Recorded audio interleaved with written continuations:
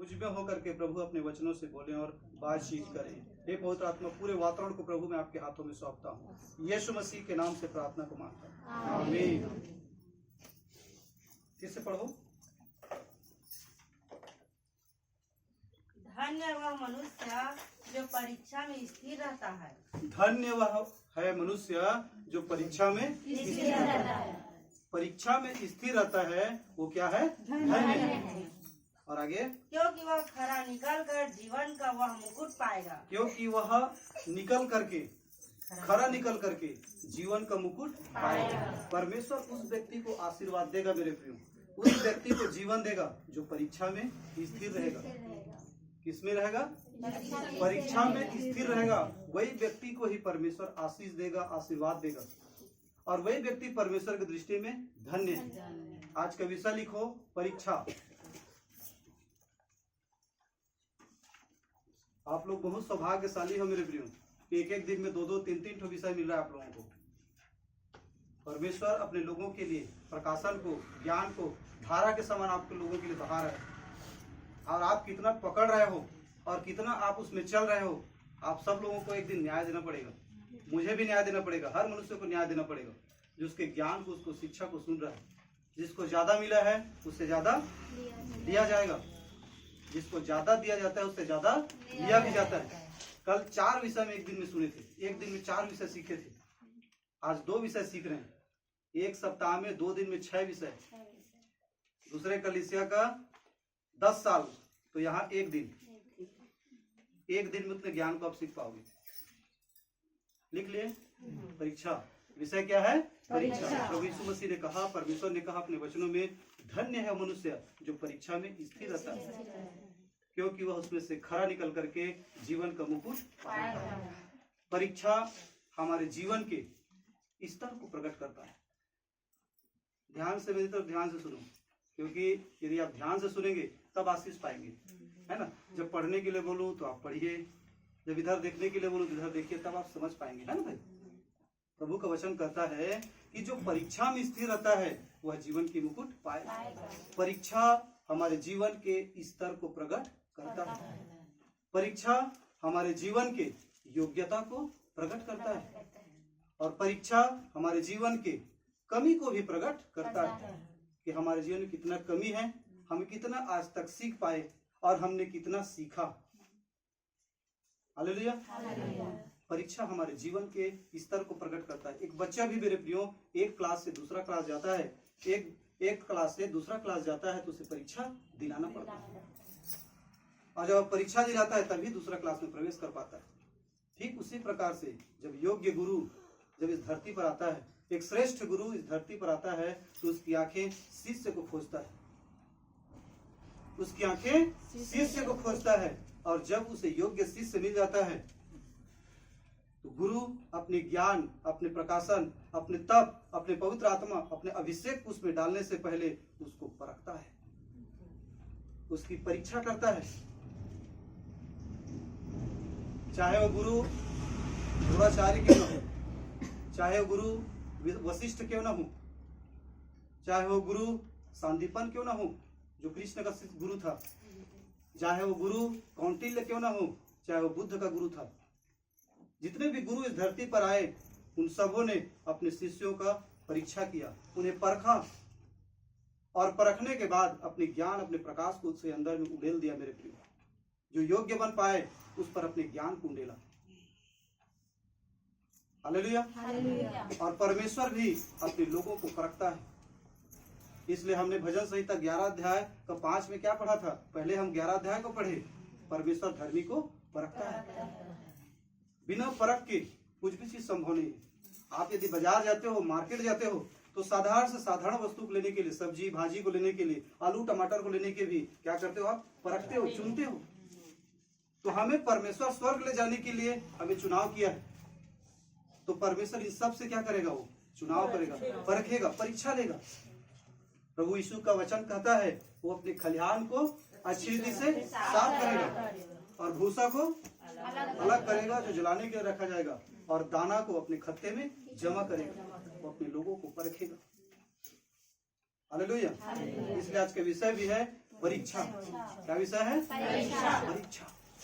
यशायाह का पुस्तक 48 अध्याय उसका 10 पद।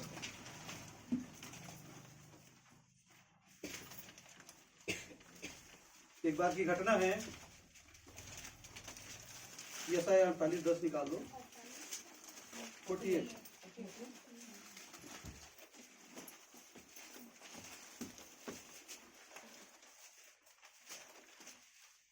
यशायाह 48 अध्याय उसका 10 पद। पृष्ठ क्रमांक है 868 869। निकल गया सभी लोगों का? ठीक है, पढ़िए। देख, मैंने तुझे निर्मल तो किया, परंतु चांदी के समान नहीं। मैंने दुख की भट्ठी में परख कर तुझे चुन लिया है। देखिए, प्रभु का वचन कहता है, देख मैंने तुझे निर्मल तो किया परंतु चांदी के समान नहीं। मैंने दुख के भट्ठी में परख कर तुझे चुन लिया। एक गुरु अपने शिष्य को दुख के भट्ठी में डालता है। हालेलुया। गुरु कुम्हार का प्रतीक है। कुम्हार गुरु का प्रतीक है। कुम्हार जब घड़ा बनाता है तो उस घड़े को मजबूती देने के लिए उस घड़े में ताकि पानी डाले तो घड़ा फूटे मत, इसलिए गुरु कुम्हार उसको आग के भट्टे में डालता है, आग में तपाता है, और तब के जब वह मजबूत हो जाता है तो उसमें लोग पानी डालते हैं जिसमें शीतल जल पिया जाता है, वो किसी का काम आता है।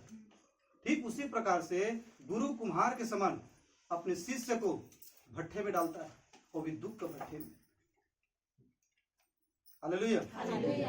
परमेश्वर दानियल को परखा और दानियल के लिए सिंह के मान थी। वो दिन में 3 बार प्रार्थना करता था, फिर भी उसके लिए क्या था? परमेश्वर का आत्मा उसके साथ था, परंतु परमेश्वर का आत्मा उसके साथ होने के बाद भी उसके लिए आग का भट्ठा था, सिंह का मान था। और हर परिस्थितियों में जब वह परीक्षा में स्थिर रहा मेरे प्रियो, तो परमेश्वर ने उसे आशीष दिया। हालेलुया। परमेश्वर ने यूसुफ को परखा। यूसुफ जानते हो ना, सब पढ़े हैं, आप लोगों को पढ़वाया था मैं उत्पत्ति की पुस्तक में। परमेश्वर ने यूसुफ को परखा, परमेश्वर ने उसे बुलाया, और परमेश्वर ने बुलाने के बाद मेरे प्रियो 14 साल की उम्र में, कितने साल की उम्र में? 14 साल की उम्र में लड़कपन में उसे गुलामी में भेज दिया गया। क्या परमेश्वर उसके साथ नहीं था? हाँ, फिर भी वो गुलामी में गया, और गुलामी में गया मेरे प्रियो, मिस्र में उसे गुलाम रखा गया। पोतीफर राजा ने उसे अपने गुलाम बना लिया, और परमेश्वर वहां भी उसके साथ था, और परमेश्वर उसके साथ था। जिसके घर में था उस घर को आशीष से भर दिया। बिना रेप किए बलात्कार केस में अंदर हुआ, उसके साथ परमेश्वर नहीं था? और हर कसौटी में मेरे प्रिय उसको कसता रहा। हर दुख, हर परिस्थिति में, हर परीक्षा में यूसुफ स्थिर रहा, और परमेश्वर ने जब उसकी स्थिरता को देखा, वो परीक्षा की घड़ी में जब स्थिर था, तो परमेश्वर ने मिस्र का उसे प्रधानमंत्री बना दिया। मेरे प्रियो, उसी प्रकार से यदि हम भी परीक्षाओं में स्थिर रहेंगे तो परमेश्वर हमें जीवन का मुकुट देगा। और वो जीवन का मुकुट कहाँ मिलेगा पता है आपको? स्वर्ग में, न्याय के दिन। हालेलुया। 2 मुकुट है, एक जीवन का, एक मृत्यु का। मृत्यु का मुकुट पाने के लिए नरक जाना पड़ेगा, और जीवन का मुकुट पाने के लिए आपको स्वर्ग में रहना पड़ेगा। आप चुनाव करो कि कौन सा मुकुट चाहिए आपको। कौन सा मुकुट चाहिए? स्वर्ग का, जीवन का मुकुट। तो जीवन के मुकुट यदि चाहिए तो आपको परीक्षा में से गुजरना पड़ेगा। परीक्षाएं आएंगी मेरे प्रियो। अय्यूब के जीवन में भी परीक्षा आया। अय्यूब धनवान था, परमेश्वर ने उसे धनी बनाया था, परमेश्वर का आत्मा उसके साथ था, वह खरा इंसान व्यक्ति था। परमेश्वर ने उसे बाल बच्चे, जमीन जजात सब कुछ दिया था। दिया था, नहीं दिया था?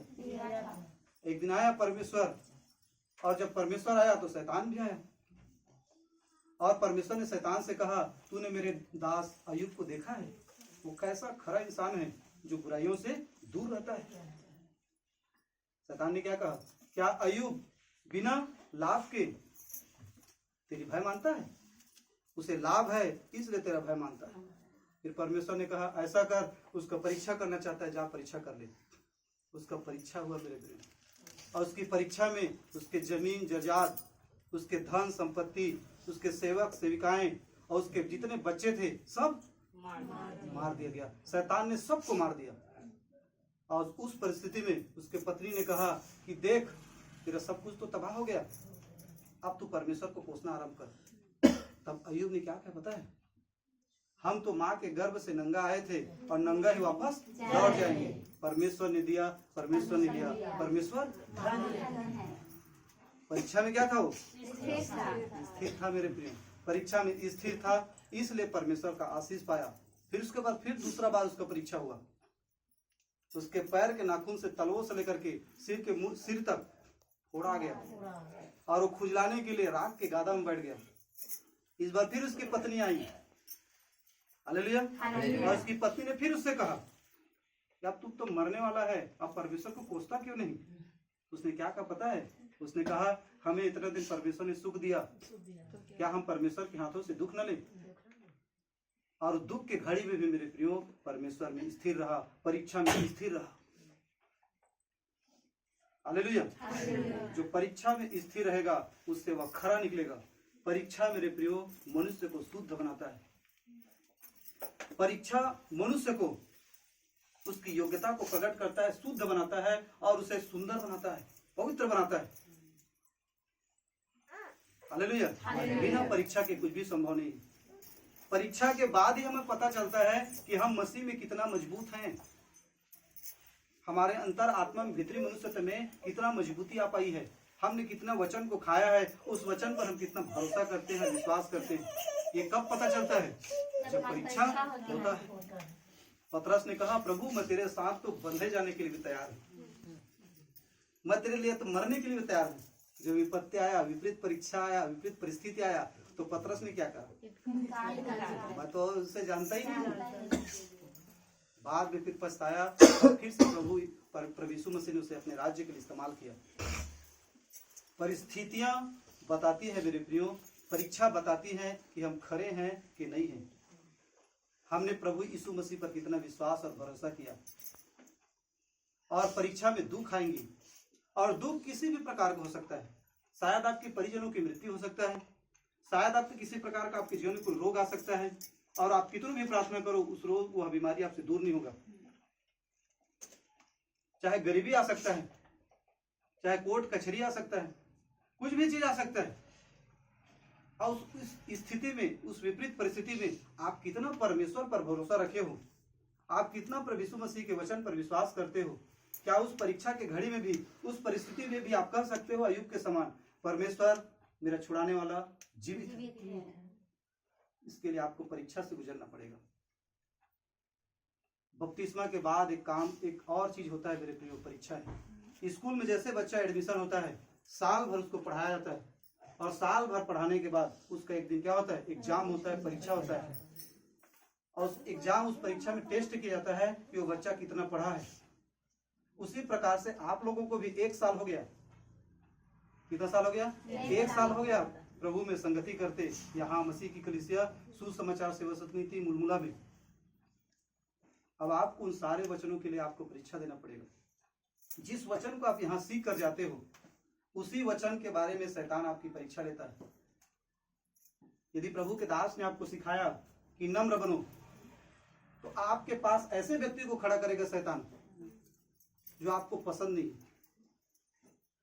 और उस समय आपको देखेगा कि वो नम्र बन रहा है कि नहीं बन रहा है। हालेलुया। और ऐसे आज्ञाओं को अपने दास के माध्यम से आपके सम्मुख रखेगा कि आपको आज्ञा पसंद नहीं, बोलेगा कि 10 बजे करेक्ट पहुंच जाना, बाइबिल को एक बार पढ़ लेना, आज सुबह 4 बजे प्रार्थना करना है। इतना ठंड है प्रभु, कैसे प्रार्थना करेंगे? हालेलुया। हमारी परीक्षाएं होती है, त्यागने का समय आता है, त्याग के लिए भी परमेश्वर परीक्षा करेगा। जो बातें आपने सुना है और सीखा है, दिन में आपने डायरी में लिखा है, उन सब बातों का परीक्षा होगा मेरे प्रिय। और जो परीक्षा में स्थिर रहता है वह खरा निकल करके जीवन के मुकुट को पाता है, वही जीवन के मुकुट को पाएगा मेरे प्रिय। यदि हम किसी फल को खा करके उसके स्वाद को लेते हैं और कहते हैं कि वाह आह कितना सुंदर परमेश्वर ने इस फल को रचा, इस फल को बनाया, इतना इसका स्वाद बहुत सुंदर है, परंतु वह फल आपको स्वाद देने से पहले मेरे प्रियो न जाने कितने आंधी और तूफानों को झेला है, न जाने कितने उसने धूप और ठंड को बर्दाश्त किया है, तब जाकर के आपको मीठा फल दिया उस वृक्ष ने।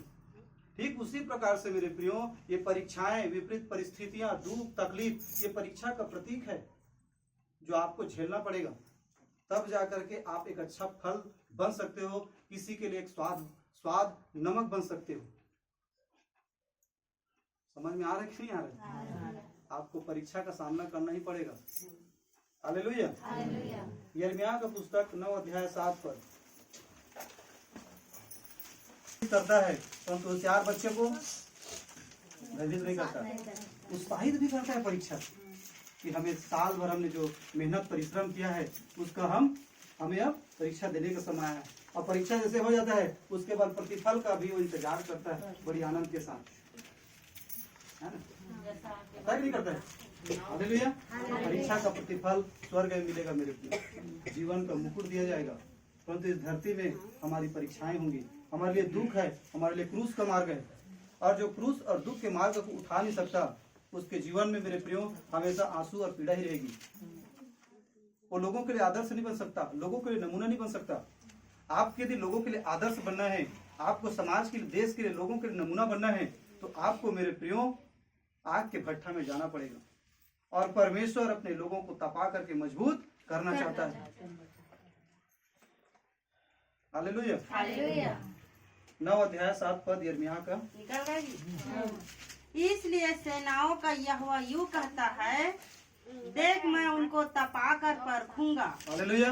देखिए प्रभु का परमेश्वर का वचन कहता है, इसलिए सेनाओं का यहोवा यूं कहता है, मैं उसे तपा कर परखूंगा।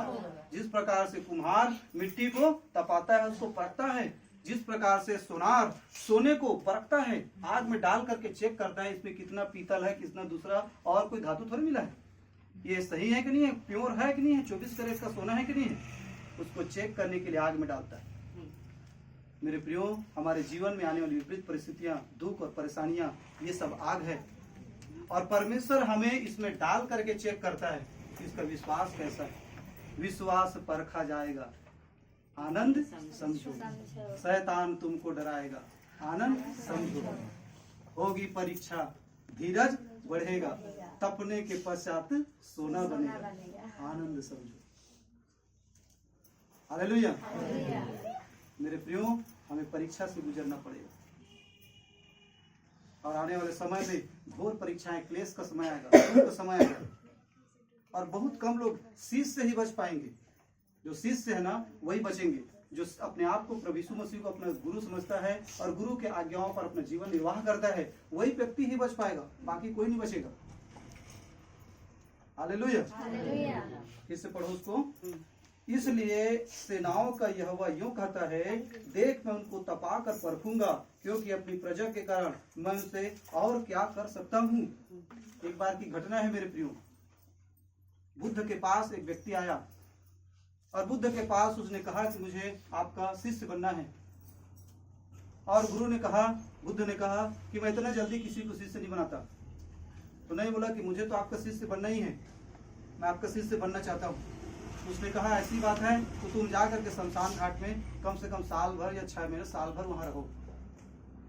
और जब वहां गया मेरे प्रियो, साल भर वहां रहा, उसने दुख में, तकलीफ में, आंसू में, पीड़ाओं में जीवन जिया, क्योंकि वो व्यक्ति आनंद था। और आनंद मेरे प्रियो वो राजमहल का व्यक्ति था, उसने सुख में जीवन काटा था, दुख को कभी उसने देखा नहीं था।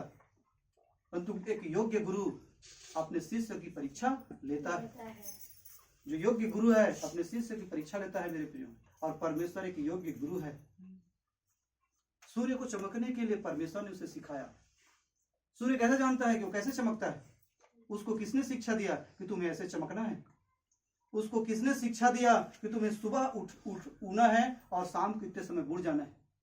फूल को किसने शिक्षा दिया कि तुम्हें ऐसे खिलना है? खुशबू को किसने शिक्षा दिया तुम्हें ऐसे महकना है? वो परमेश्वर है मेरे प्रिय। एक छोटे से बच्चे को किसने शिक्षा दिया कि अपने माँ के स्तन से तू दूध पान करना? कौन सिखाता है उसको जब बच्चा जन्म लेता है? तो परमेश्वर वो गुरु है और गुरु अपने लोगों को परखता है। और जिसकी परख नहीं हुई है वो कमजोर पात्र है। उसमें पानी डालेंगे ना, वो कमजोर घड़ा है, उसमें पानी डालेंगे ना वो क्या हो जाएगा? फूट जाएगा।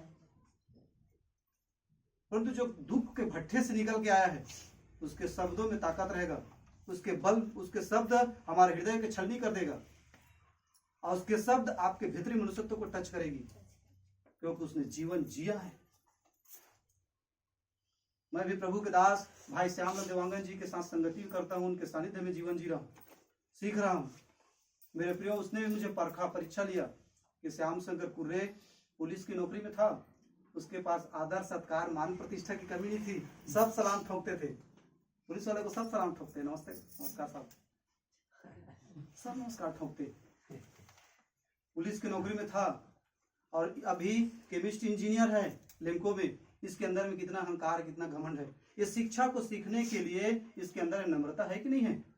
गुरु ने परीक्षाएं ली, बोला कि ऐसे कर, पैसा रखे हस तो हाँ रखे भैया, ऐसे करते जा दुकान और फिनाइल लेके आ, मोरे पैसा के मूल्य फिनाइल लाना फिनाइल लिया, ब्रश लिया, सब लिया और ऐसे कर ला के टॉयलेट पर धो दे। मैंने एक प्रश्न भी नहीं पूछा कि उसने क्यों ऐसा आज्ञा दिया, क्यों ऐसा कहा। मैंने बस यही विचार किया कि प्रभु के दास ने मुझे कहा है, मुझे इस काम को करना है। गया, टॉयलेट को साफ किया, फिर कभी कभी झाड़ू मरवाते थे, घर के कचरा पट्टी को साफ करो, कचरा पट्टी साफ किया। कभी कभी ऐसा सिचुएशन होता था, नहा लेते थे, चड्डी वही धोते रोक देते थे, बोले श्याम साफ करके आ ले आना।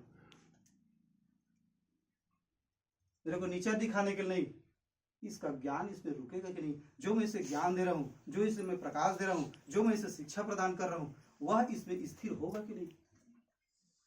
अहंकार, घमंड, क्रोध, ईर्ष्या ये कंकड़ के समान है। मेरी बातों को ध्यान से सुनिएगा, एक एक शब्द, कई कई करोड़, आप इस शब्द को पैसे से खरीद नहीं सकते हो।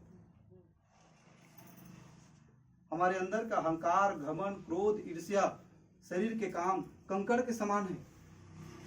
और यदि किसी मिट्टी में कंकड़ रहे और कुम्हार उसे घड़ा बना दे और उसे तपा कर भी निकाल ले, और यदि उसमें एक भी कंकड़ रहेगा मेरे प्रियो, यदि उसमें आप पानी डालोगे ना तो पूरा पानी उसमें से बाहर आ जाएगा, एक भी कंकड़ नहीं रहना चाहिए।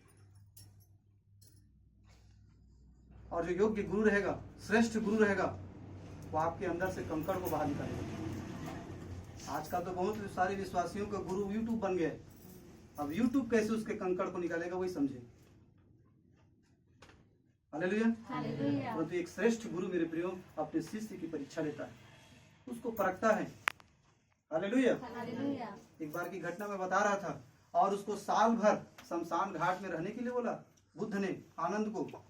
जब वह साल भर वहां रहा मेरे प्रियो, दुख उठाया, तकलीफ उठाया, जब दुख और तकलीफ उठाया तब फिर से गुरु से उसका मुलाकात हुआ और गुरु ने उससे पूछा कि कैसा अनुभव हुआ आपको आनंद यहाँ रहने से। मुझे कहा बहुत अच्छा अनुभव हुआ, दुख बहुत आया परंतु इस दुख में भी आनंद आया। मैंने समझ पाया गुरुजी, यह शरीर नाशवान है, यह मिट्टी है, यह मिट्टी मिट्टी में मिल जाता है, आत्मा महत्वपूर्ण है, मुझे आत्मा की चिंता करनी चाहिए। मैं इन सब बात को सीख पाया। तो गुरु ने कहा अब तुम शिष्य बनने के लायक, तुम्हारा मन फिराव हो गया है। और प्रभु यीशु मसीह ने भी पृथ्वी पर आकर के क्या शिक्षा दिया, मन फिराओ क्योंकि स्वर्ग का राज्य निकट आया है।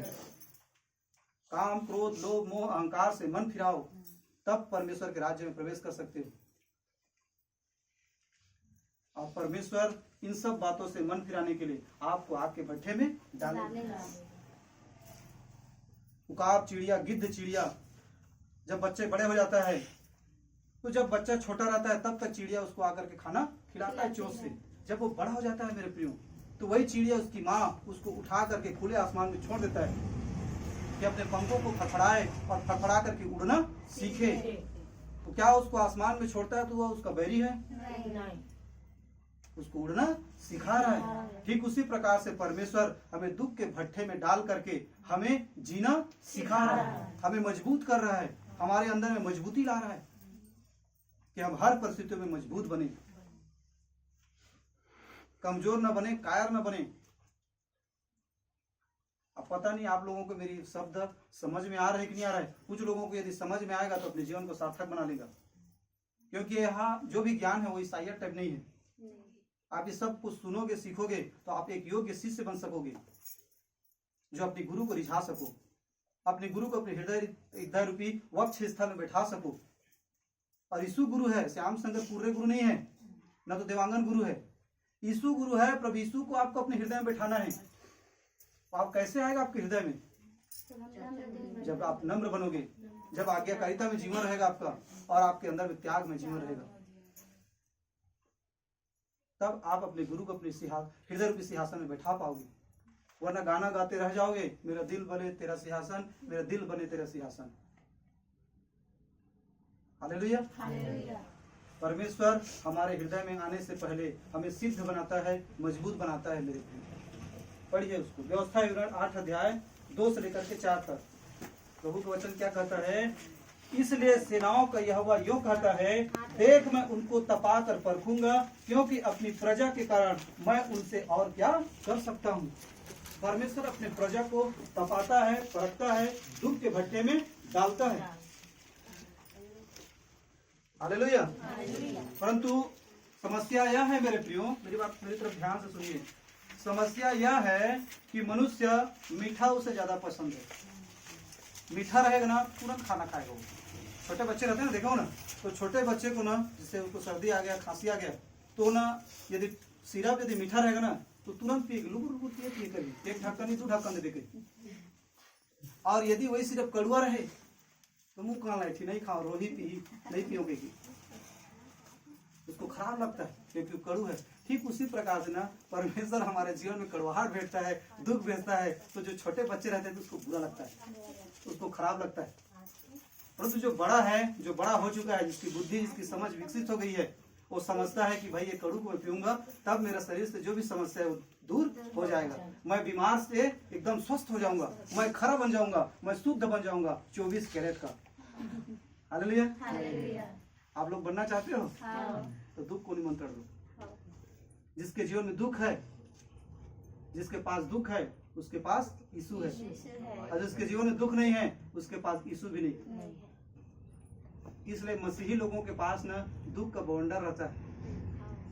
परंतु जो मसीही, जो प्रभु को अच्छी तरीके से जान गया है मेरे प्रिय, जो अच्छी तरीके से समझ गया है, वो दुख में भी आनंद मनाना जानता है। इसलिए पौलुस जेल में है और थिस्सलुकियों के कलीसिया को, फिलिपियों के कलीसिया को लेटर लिख लिख के भेज रहा है, सदा आनंदित रहो मसीह में, सदा आनंदित रहो। खुद जेल में हो, क्योंकि दुख में आनंद रहना सीख गया था। वो जान गया था कि मुझे परमेश्वर सिद्ध बना रहा है, मुझे परमेश्वर मजबूत बना रहा है। समझ आ रहा है कि नींद आ रहा है? लास्ट टाइम फिर पूछूंगा। व्यवस्था विवरण 8 अध्याय 2 से 4 तक। धन इच्छा, दूसरों की इच्छा, आपकी इच्छा नहीं चलेगी, दूसरों की इच्छा चलेगी, परमेश्वर की इच्छा चलेगी। आपकी इच्छा तो यह है कि मैं बढ़िया मस्त एकदम राजगद्दे में सोऊं। मनुष्य की इच्छा ही है कि सुख सुविधा, सुख विलासों को चाहता है, उसके जीवन किसी प्रकार का कमी न हो, उसके घर में बाल बच्चे भरे पूरे रहे, बैंक में पैसा रहे, खेत का धान लहलहाता रहे और किसी भी चीज की उसे कमी न हो। ये मनुष्य का सोच है, मनुष्य का विचार है, और इसी के लिए यीशु के पास जाता है। प्रतिदिन हर संडे यही प्रार्थना करवाता है कि प्रभु मेरे जीवन से सब दुख को खत्म करो, मेरे जीवन से ऐसा करो वैसा करो। पूरा प्रार्थना का पूरा लिस्ट लेके आता है और प्रार्थना की लिस्ट को पास्टर को देता है, ऐसा ऐसा करते रहो। हालेलुया। लिस्ट लेके आता है। लोग कड़वाहट को पाना नहीं चाहते, और जितने भी संसार में मेरे प्रियो कड़वाहट है और कांटा है, जो कांटा और कड़वाहट है वही दवाई है। जो कड़वाहट है ना, कस्सा है, कड़वा है, वो सब दवाइयाँ हैं। कांटा है, वो सब दवाइयाँ हैं। जितने ज्यादा कड़वाहट पियोगे, खाओगे तो दवाई का काम करेगा। समझ में आ रहा है? इसलिए जब हम बीमार पड़ जाते हैं, बुखार आ जाता है, तो कड़वाहट की कमी आ जाता है, तो पैरासीटामॉल लेके देता है डॉक्टर, इसको खा लेना और चाट के देखना पैरासीटामॉल का। बहुत ज्यादा कड़ू रहता है क्योंकि हमारे जीवन में कड़वाहट की कमी। इसीलिए हमारे जीवन में परमेश्वर कड़वाहट को लाता है, आग को लाता है, ताकि हमारा जीवन संतुलित हो जाए, मसीह में दृढ़ हो जाए, मजबूत हो जाए। पढ़िए व्यवस्था विवरण की पुस्तक 8 अध्याय 2 से 4 तक। निकल गया जी। और स्मरण रख कि तेरा परमेश्वर यहोवा उन 40 वर्षों में तुझे सारे जंगल के मार्ग में से इसलिए ले आया है कि वह तुझे नम्र बनाए। हालेलुया। मैं फिर से पढ़ रहा हूँ। और स्मरण रख कि तेरा परमेश्वर यहोवा उन 40 वर्षों में तुझे सारे जंगल के मार्ग से इसलिए ले आया है कि वह तुझे नम्र बनाए। ये कौन और किसको बोल रहा है? ये मूसा 60 लाख इसराइलियों को शिक्षा दे रहा है। तेरा परमेश्वर यहोवा तुझे जंगल में इसलिए लेके आया है कि वह तुझे नम्र बनाए। और आगे, और तेरी परीक्षा करके यह जान ले कि तेरे मन में क्या क्या है। और तेरी परीक्षा करके जान ले कि वह तेरे मन में क्या क्या है। इधर लाल समुद्र, इधर फिरौन, बीच में है मिस्र देश के लोग, मतलब सारे इस्राएली लोग। आगे भागते नहीं बढ़ रहा है क्योंकि लाल समुद्र है, पीछे फिरौन है। जबकि उनके अपने आंखों में परमेश्वर ने 10 चमत्कार को दिखाया था मिस्र देश में। मिस्रियों के सब बच्चे मर गए, इजरायलियों का एक भी बच्चा नहीं मरा। मिस्रियों के सब खेत खाल बर्बाद हो गए, इजरायलियों को कुछ भी बर्बाद नहीं हुआ। महामारी आया मिस्रियों के जीवन में, इजरायलियों के जीवन की उनके एरिया में भी कुछ नहीं आया। उन्होंने इन सारे चमत्कार को देखा था, फिर भी उनका मन कठोर था। परमेश्वर ने देखा इनका विश्वास कितना है, मैं परखूं, चेक करूं। सामने लाल समुद्र, पीछे फिरौन की सेना, जाए तो जाए कहां। एक व्यक्ति बोलने लगा मूसा को, मूसा क्या मिस्र देश में कब्र की कमी थी कि हमें यहाँ मरवाने लेके आया है? बाहरी विश्वास। हालेलुया। क्या यहाँ वहां कब्र की कमी थी? फिर परमेश्वर ने मूसा से कहा कि मूसा अपने लाठी को छुआ, इसमें लाठी को इसमें टच कर और लाल समुद्र तुझे रास्ता देगा। चेक किया परमेश्वर ने अपने लोगों को। फिर जब जंगल में गए तो प्यास लगा, परमेश्वर पानी नहीं दे सकता था, प्यास लगने से पहले दे सकता था। फिर परमेश्वर ने चेक किया कि लाल समुद्र को 2 भाग करते इन्होंने देखा इनके अंदर में क्या विश्वास है। फिर मूसा से लड़ने लगे मरीबा में, फिर मूसा से कुड़कुड़ाने बुड़बुड़ाने लगे, हमारा पानी प्यास में मार दे जंगल में। मूसा के पास न तो ढाबा था, मूसा के पास न तो सब्जी भाजी तरकारी का किसी प्रकार का राशन था। फिर भी परमेश्वर उन्हें मन माना जंगल में खिलाया और बार बार परमेश्वर से परीक्षा करता रहा। लाल समुद्र मेरे प्रियो बपतिस्मा का प्रतीक है, जंगल संसार का प्रतीक है, दूध और मधु की धारा स्वर्ग का प्रतीक है। हमें भी बपतिस्मा दिया गया, प्रभु यीशु मसीह के नाम से हमें बपतिस्मा मिला है। और इस संसार की जंगल में हम भी यात्रा कर रहे हैं, जिसमें जगह जगह पर दुख है, तकलीफ है, समस्या है। और उस दुख और तकलीफ और समस्या के समय हम कैसा देखते हैं प्रभु यीशु मसीह को? उस इजरायलियों के समान, जिसके पास भोजन नहीं है, जरूरत की वस्तु नहीं है, तुरंत कुड़कुड़ाने लगे। लहसुन के सुरदा आत है मूसा, यहाँ लहसुन मिलत नहीं है। चिकन की सुरता आत है मूसा, यहाँ में अब लोग रोने लगे। लिखा है वहां पर, देखो लोग रो रहे थे, लहसुन और चिकन का याद आ रहा है। और यहाँ कुछ नहीं मिल रहा है जंगल में। अच्छा खासा संसारिक थे तो पाप बुराई करके झूठ बोल बुला के अपना काम निकलवा लेते थे, परंतु यहाँ काम निकलवाने के लिए झूठ नहीं बोलना पड़ रहा है। समस्या है, क्या करिए। हालेलुया। चेक किया परमेश्वर ने। उसी प्रकार से परमेश्वर हमें भूखा भी रहने देता है, हमें दुखी भी रहने देता है, ताकि हमें परखे, हमें मजबूत बनाए। परंतु किसको?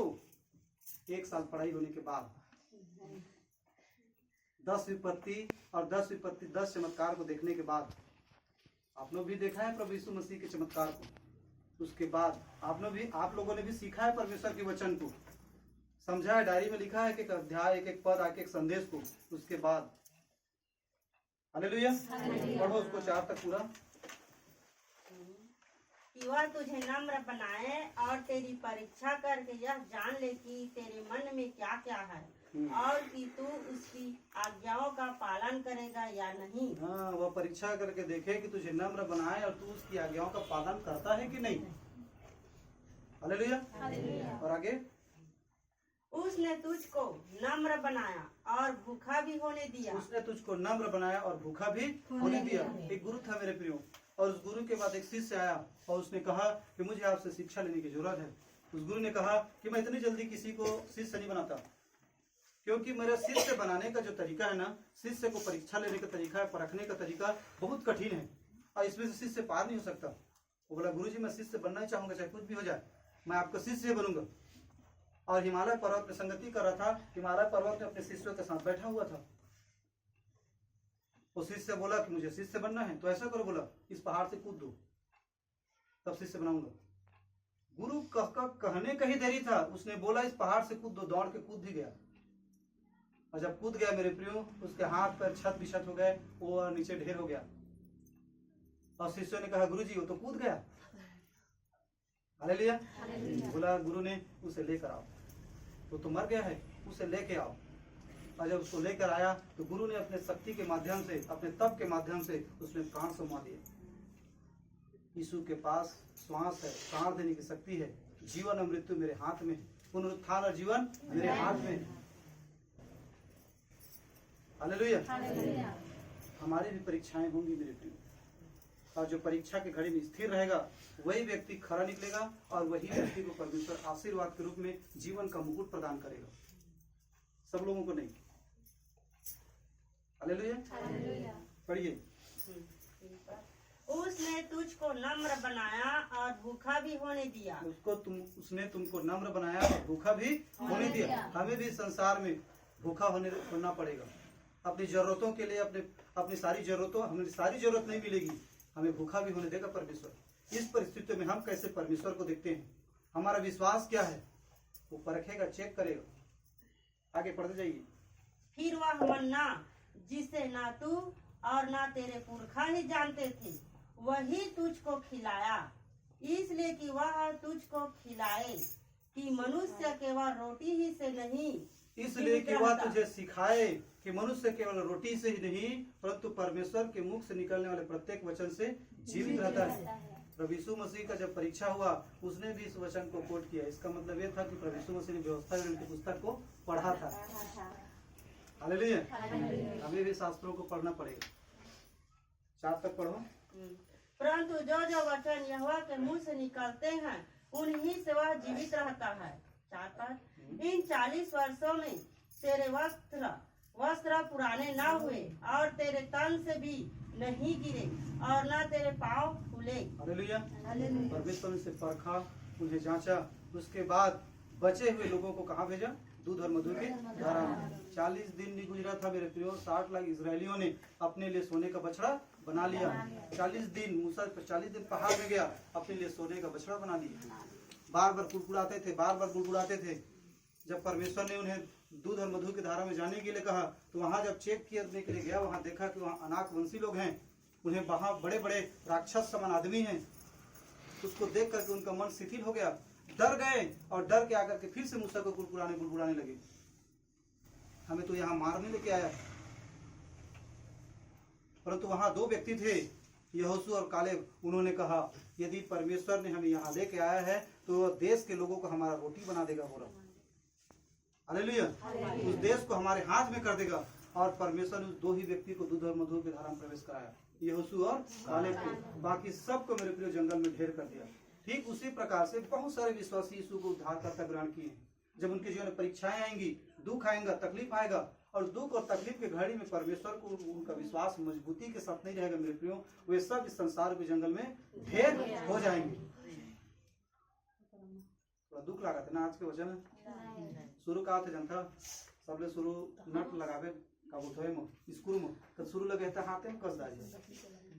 कल एक समय आते कि वो नट टाइट करे बना पाना लगते, तो मिस्त्री कहाँ के टाइट करते, लटपट में टाइट होते।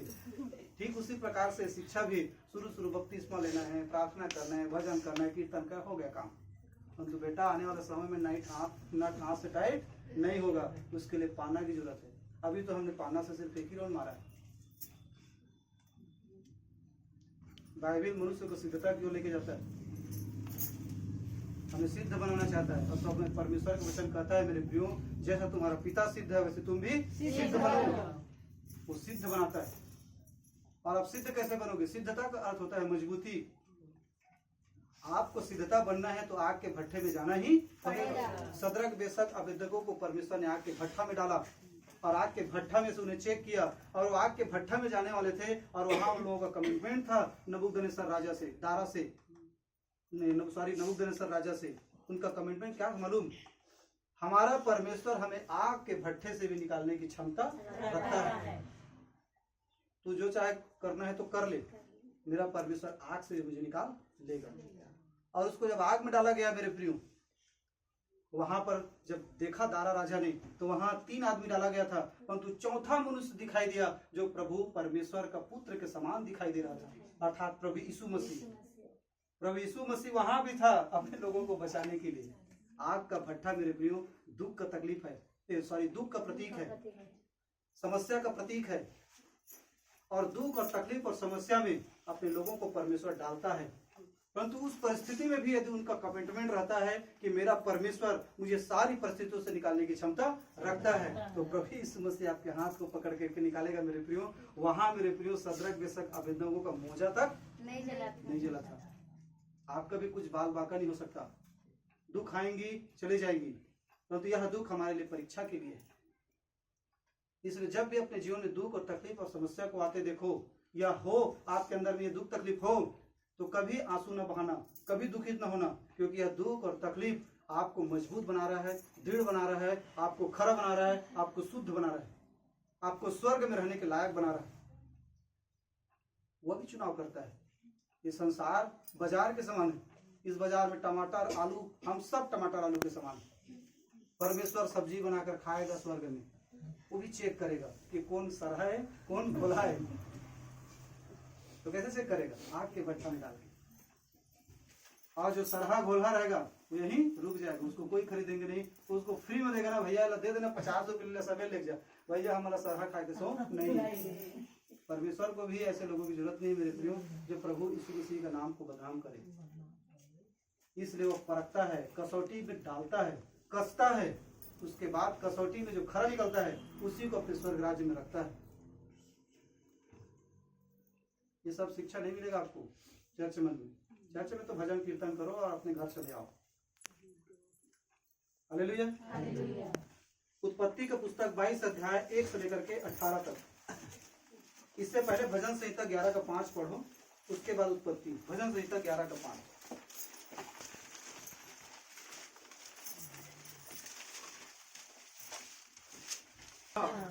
दूसरों की इच्छा पर धर्म इच्छा बराबर परीक्षा। तो यीशु मसीह जब कलवरी के क्रूस में जाने वाला था, कलवरी के क्रूस में जाने वाला था, गतसमनी में प्रार्थना कर रहा था, तो यीशु मसीह ने क्या कहा परमेश्वर से? प्रभु हो सके तो यह कटोरा मेरे सामने से हटा दीजिए, टल जाए। और तो फिर बोलने लगा, ये तो मेरे शारीरिक सोच है। फिर बोलने लगा, प्रभु मेरी नहीं आपकी इच्छा।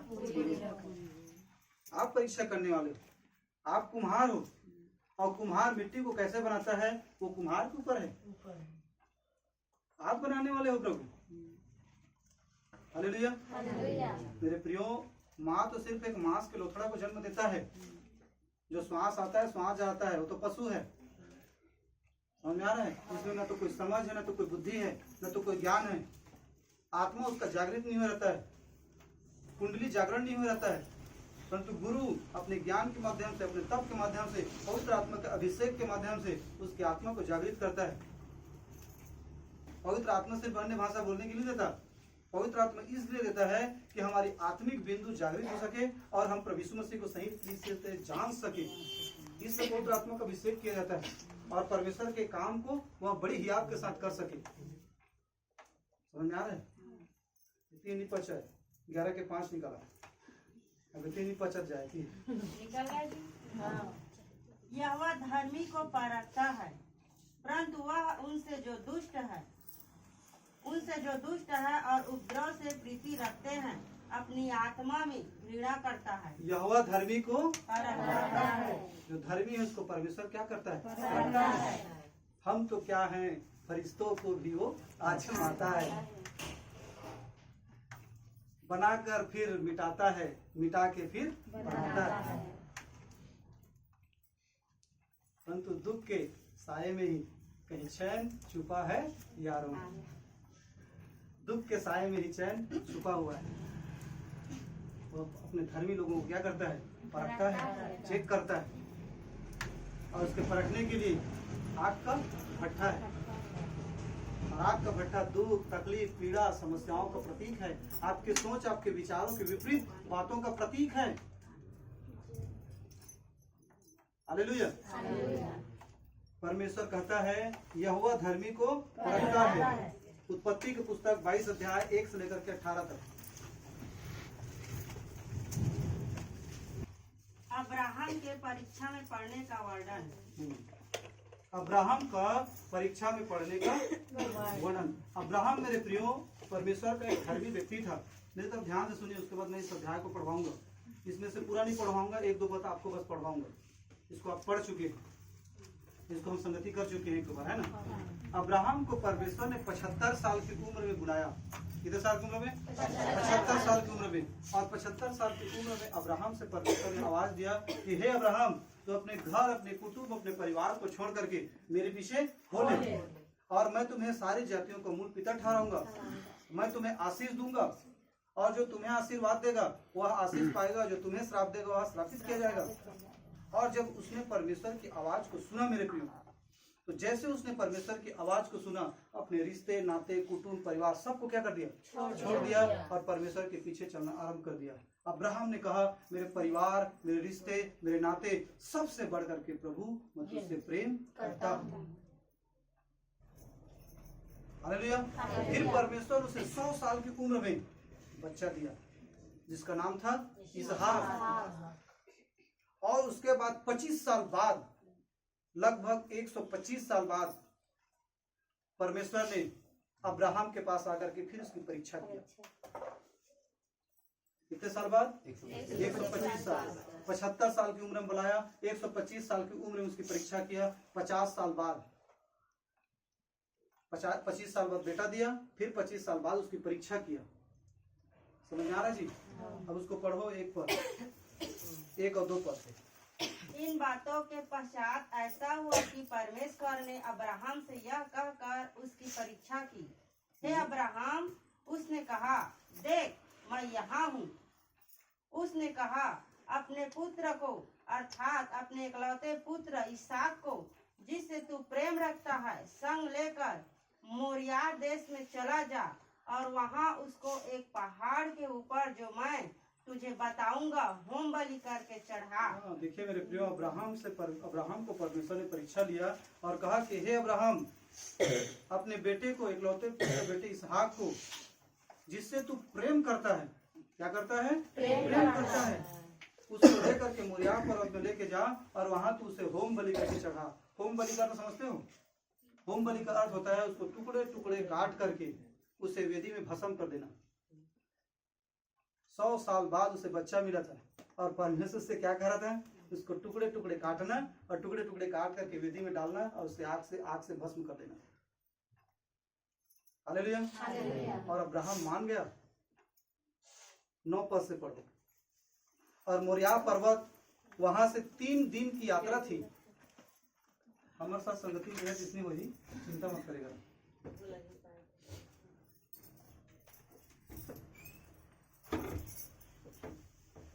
आगे पढ़िए।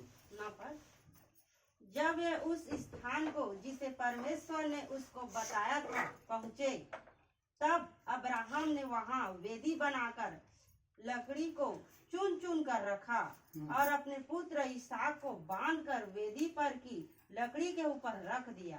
पढ़ते जाओ, 12 तक पढ़ना है। फिर अब्राहम ने हाथ बढ़ाकर छुरी को ले लिया कि अपने पुत्र को बलि करे। तब देखिए मेरे प्रियो, इसहाक लगभग 25 साल की उम्र का था, और अब्राहम 125 साल की उम्र का था। तो मेरे ख्याल से इसहाक अपने पिताजी से ज्यादा बलवान था कि नहीं था? तो अब्राहम उसको अपने हाथ से बांध नहीं सकता था। परंतु मेरे प्रियो, उसने अपने बच्चे को ऐसा संस्कार दिया था कि जैसे उसके पिताजी उसको आज्ञा देता था, उस आज्ञा में वह चलता था। आज के बच्चे माता पिता की आज्ञाओं पर नहीं चलते, परंतु वो 25 साल की उम्र का हो गया था, फिर भी अपने पिता की आज्ञा को मारा था। वो भी किस आज्ञा? तुमको मालूम कि तेरे को बलिदान करूंगा, तुझे मारूंगा। और अपने हाथ पांव को बंधवा करके वो वेदी में लेट गया मेरे प्रिय इसहाक। हालेलुया। जिससे वो बहुत प्रेम करता था। 100 साल में के ठलैका हो कोको मोर प्यार कर तो इन इसहाक एती मुहाट करके सुतत रही सोई। अब्राहम कति ना तो सारा कत हुई, बेटा एती मुहाट करना, मोरो कति मुहाट करना बेटा, ता एती मुहाट करके कति करे एती मुहाट ना। 100 साल बाद बच्चा मिले सोई, कत्ता चुमा चाटा कर रही में पलिकल, और परमेश्वर बोलिस केला तुमन होम बलि करके चढ़ा दो। परमेश्वर ने उसकी परीक्षा किया मेरे प्रिय। समझ आ रहा है? और आगे पढ़ो। तब यहोवा के दूत ने स्वर्ग से उसको पुकार के कहा, हे अब्राहम, हे अब्राहम। उसने कहा, देख मैं यहाँ हूँ। उसने कहा, उस लड़के पर हाथ मत बढ़ा और न उससे कुछ कर, क्योंकि तूने जो मुझसे अपने पुत्र वरन अपने इकलौते पुत्र को भी नहीं रख छोड़ा, इससे मैं अब जान गया कि तू एक बार फिर परमेश्वर परमेश्वर के दास 50 साल बाद अब्राहम ने यह साबित कर दिया कि मैं प्रभु जिससे मैं अधिक प्रेम रखता हूँ, उससे भी बढ़ करके मैं तुझसे प्रेम रखता हूँ। परमेश्वर हमारे विश्वास और प्रेम का परीक्षा करता है। समझ में आ रहा है जी? किसका? विश्वास और प्रेम का परीक्षा। 50 साल पहले 75 साल की उम्र में परमेश्वर उसे बुलाया और उसने सारे कुटुंब अपने रिश्ते नातों को छोड़ करके परमेश्वर के पीछे चला गया। फिर 50 साल बाद फिर से परमेश्वर जिससे वो बहुत ज्यादा प्रेम करता था, फिर से परमेश्वर ने कहा कि उस जिससे तू बहुत ज्यादा प्रेम करता है उसको तू जा करके बलिदान कर दे। और वहां पर भी अब्राहम मेरे प्रिय अपने बच्चे को मारने के लिए तैयार हो गया।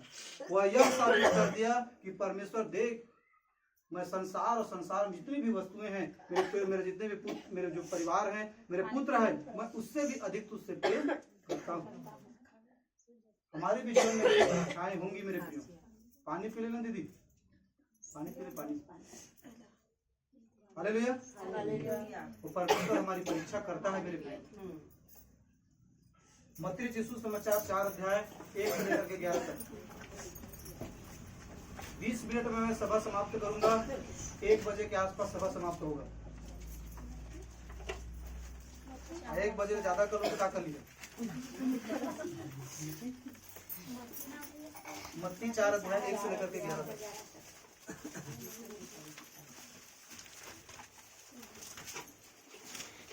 विषय जी, परमेश्वर ने अब्राहम की परीक्षा किया। किस बात का? उसका विश्वास का। क्योंकि परमेश्वर ने उसे कहा था कि मैं तेरे पुत्र को बालू की किनकों के समान बढ़ाऊंगा। जबकि मेरा परमेश्वर ने कहा है कि मेरे पुत्र मेरे वंशज के द्वारा बालू की किनकों के समान बढ़ेगा, तो बिल्कुल मेरा परमेश्वर मेरे बेटे इसहाक को नहीं मारेगा। वह अनदेखे वस्तु को देखता हुआ चल रहा था। और दूसरी बातें उसके प्रेम का, कि वो अपने बच्चे से बढ़ करके मुझसे प्रेम करता है कि नहीं। भाई प्रभु के दास के माध्यम से हमने सुना ना कि हम तो आपके जीवन में कैसे रहना चाहिए, शिष्य का स्वभाव। उनमें एक तीसरा पॉइंट बताया कि उनके जीवन में त्याग होना चाहिए। तो अब्राहम ने अपने सारे वस्तुओं को त्याग दिया, यहाँ तक अपने बच्चे को भी त्याग दिया परमेश्वर के लिए। हमन क्या क्या त्यागे हैं? 10 बजे तो पहुंच नहीं पाते, कहाँ शिष्य के गुण प्रकट होते। और परमेश्वर से आशीष भी चाहिए, जमे चीज चाहिए परमेश्वर से। और जो परमेश्वर कहते हैं हम कुछ नहीं जीवन जिया, मैं चलबे नहीं करता, कैसे हम आशीष पाएंगे मेरे? एक ताली से, एक हाथ से ताली आपको दोनों हाथ से ताली बजाना पड़ेगा, और दूसरा हाथ परमेश्वर का है, प्रभु यीशु मसीह का है। तभी आपके जीवन में शांति, छुटकारा और आशीष आएगी। परंतु आज मैं शांति, छुटकारा, आशीष के बारे में नहीं बता रहा। आज तो बता रहा हूँ दुख उठाने के लिए। ये है नहीं हजम है भाई, सब हजम होते, दुख कहाँ ले उठाने से। हम तो सुख चाहते। कोई हमारी निंदा मत कराए, कोई हमारी बुराई मत कराए, कोई हमारा समाज से मत छोड़ाए। हम लोग संसारों लोग धरे रहना है, हम लोग यीशु लोग धरे रहना है, दोनों लोग धरे रहना है। हालेलुया। दादा के डर है तो परमेश्वर के वचन के अनुसार शादी निकल कर छुन है, मड़वा उड़ा सब शादी कर लेते, सब चढ़ा लेते, मूर्तियों पूजा कर लेते। फिर घर में जाकर 2-4 दिन के बाद माफी मांग ले, क्षमा मांग ले। नाव में रखी हुई मेरे प्रिय।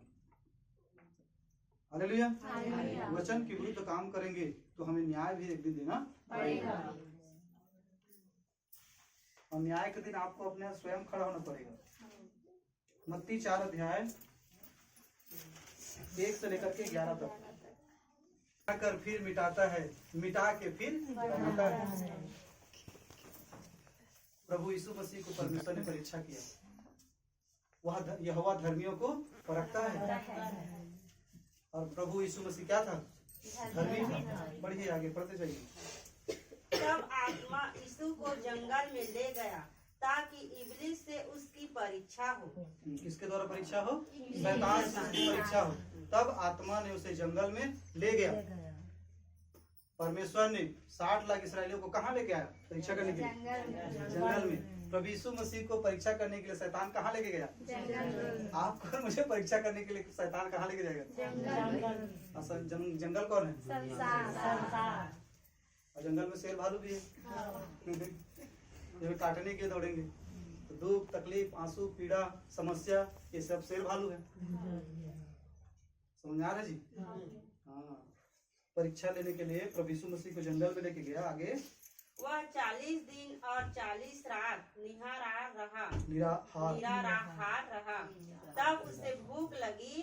तब परखने वाले ने पास आकर उससे कहा, यदि तू परमेश्वर का पुत्र है तो कह दे कि ये पत्थर रोटियां बन जाए।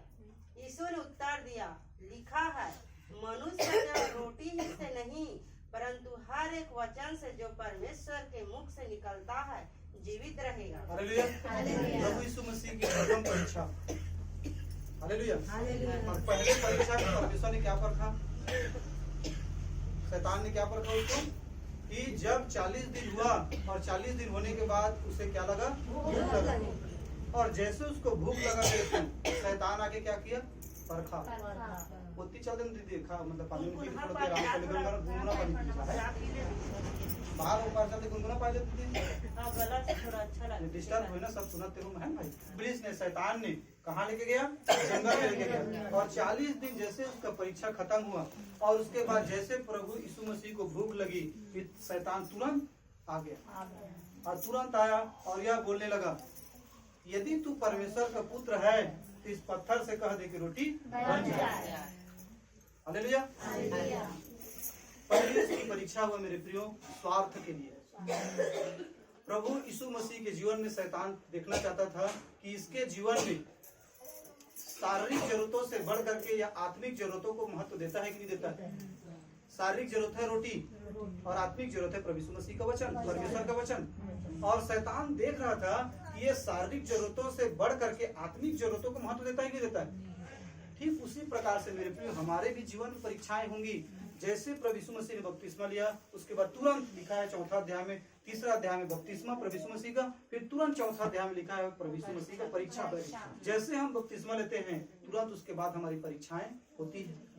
और पहला परीक्षा होगा हमारे जीवन से, हम अपने शरीर की जरूरतों से अधिक महत्व क्या हम परमेश्वर के वचन को देते हैं।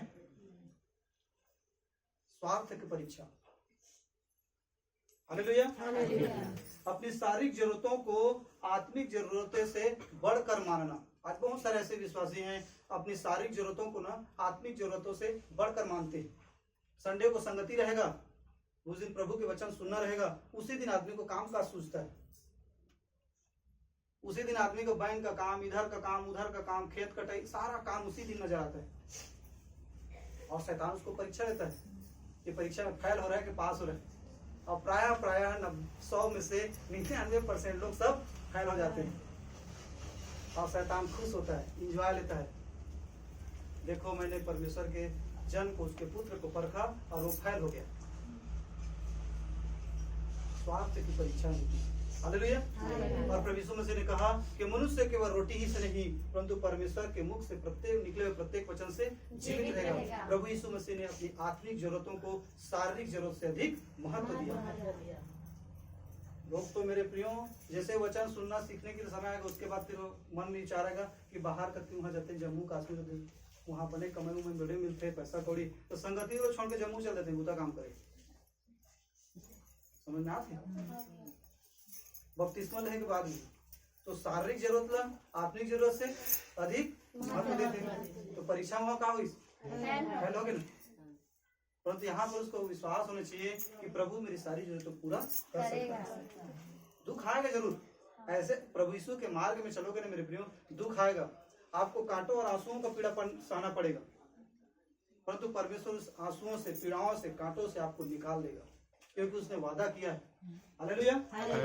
आगे पढ़ो, इधर डिस्टर्ब हो रहा है, आगे पढ़ो 5 से।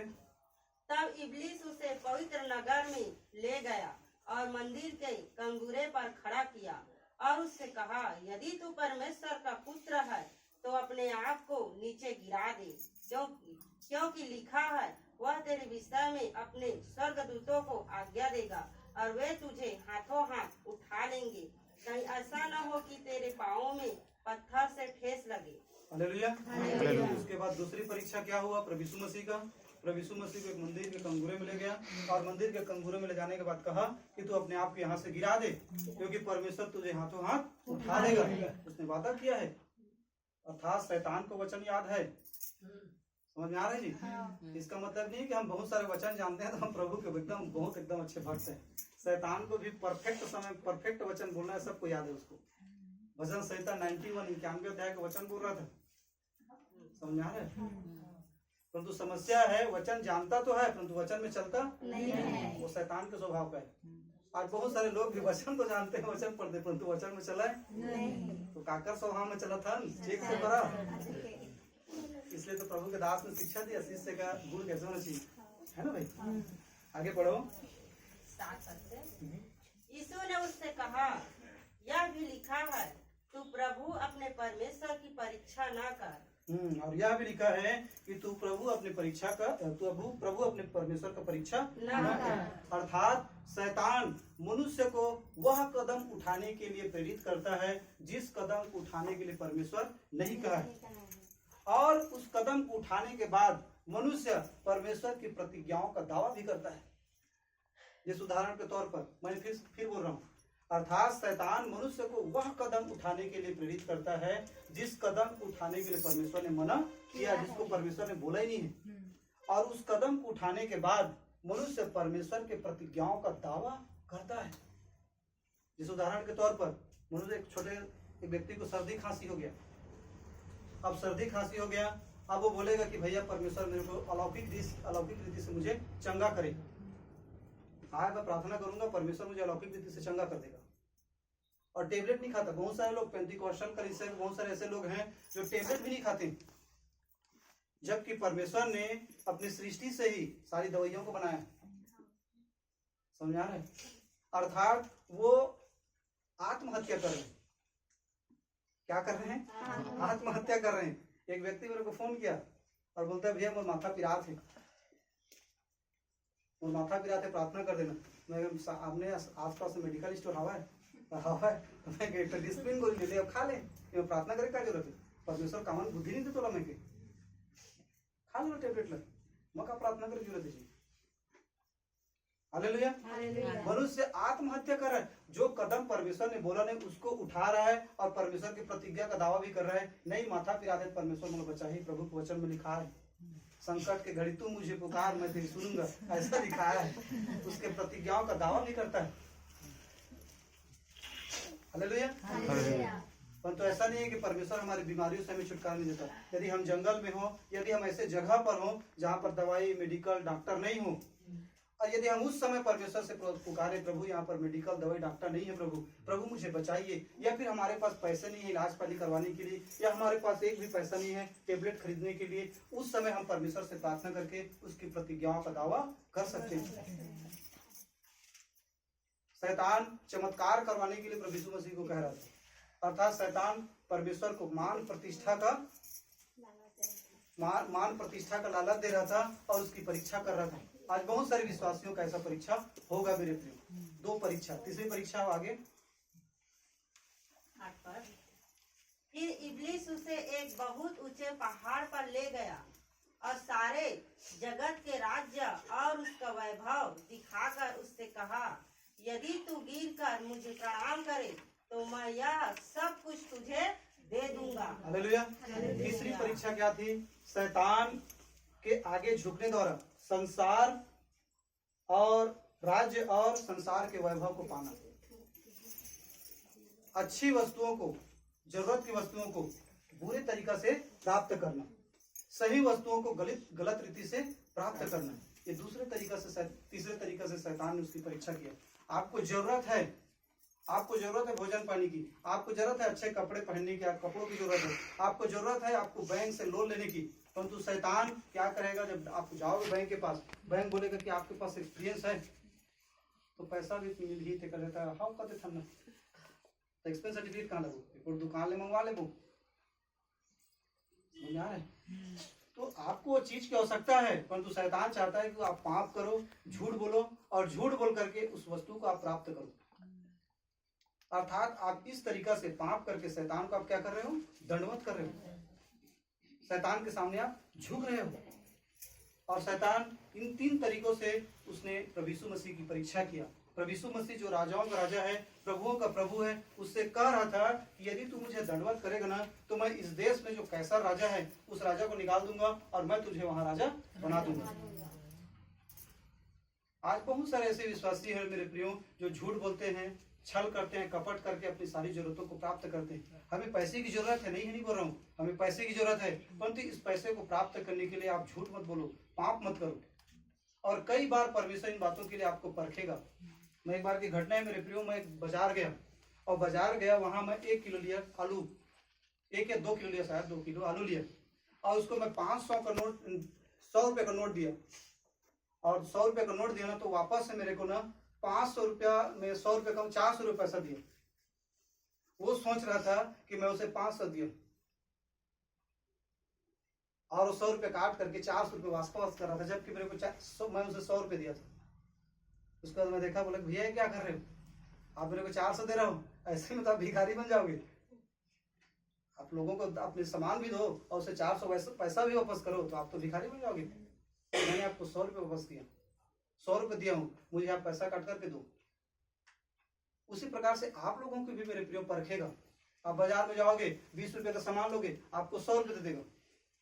अरे यार तो फायदे नहीं साहब, खा ले चल, फायदा है, फायदा है, भारी सुनेगा कैसे, अरे 20 रुपये दे तो 100 रुपये मिल गए मोड़ा, तो उल्टा पैसा मोड़ा वापस करी। आपको जरूरत है पैसा का, परंतु शैतान गलत तरीका से आपको पैसा लेने के लिए कहेगा। आपको जरूरत है एक अच्छे विवाह, एक जीवन साथी की, परंतु शैतान आपको गलत तरीका से आपको देना चाहेगा।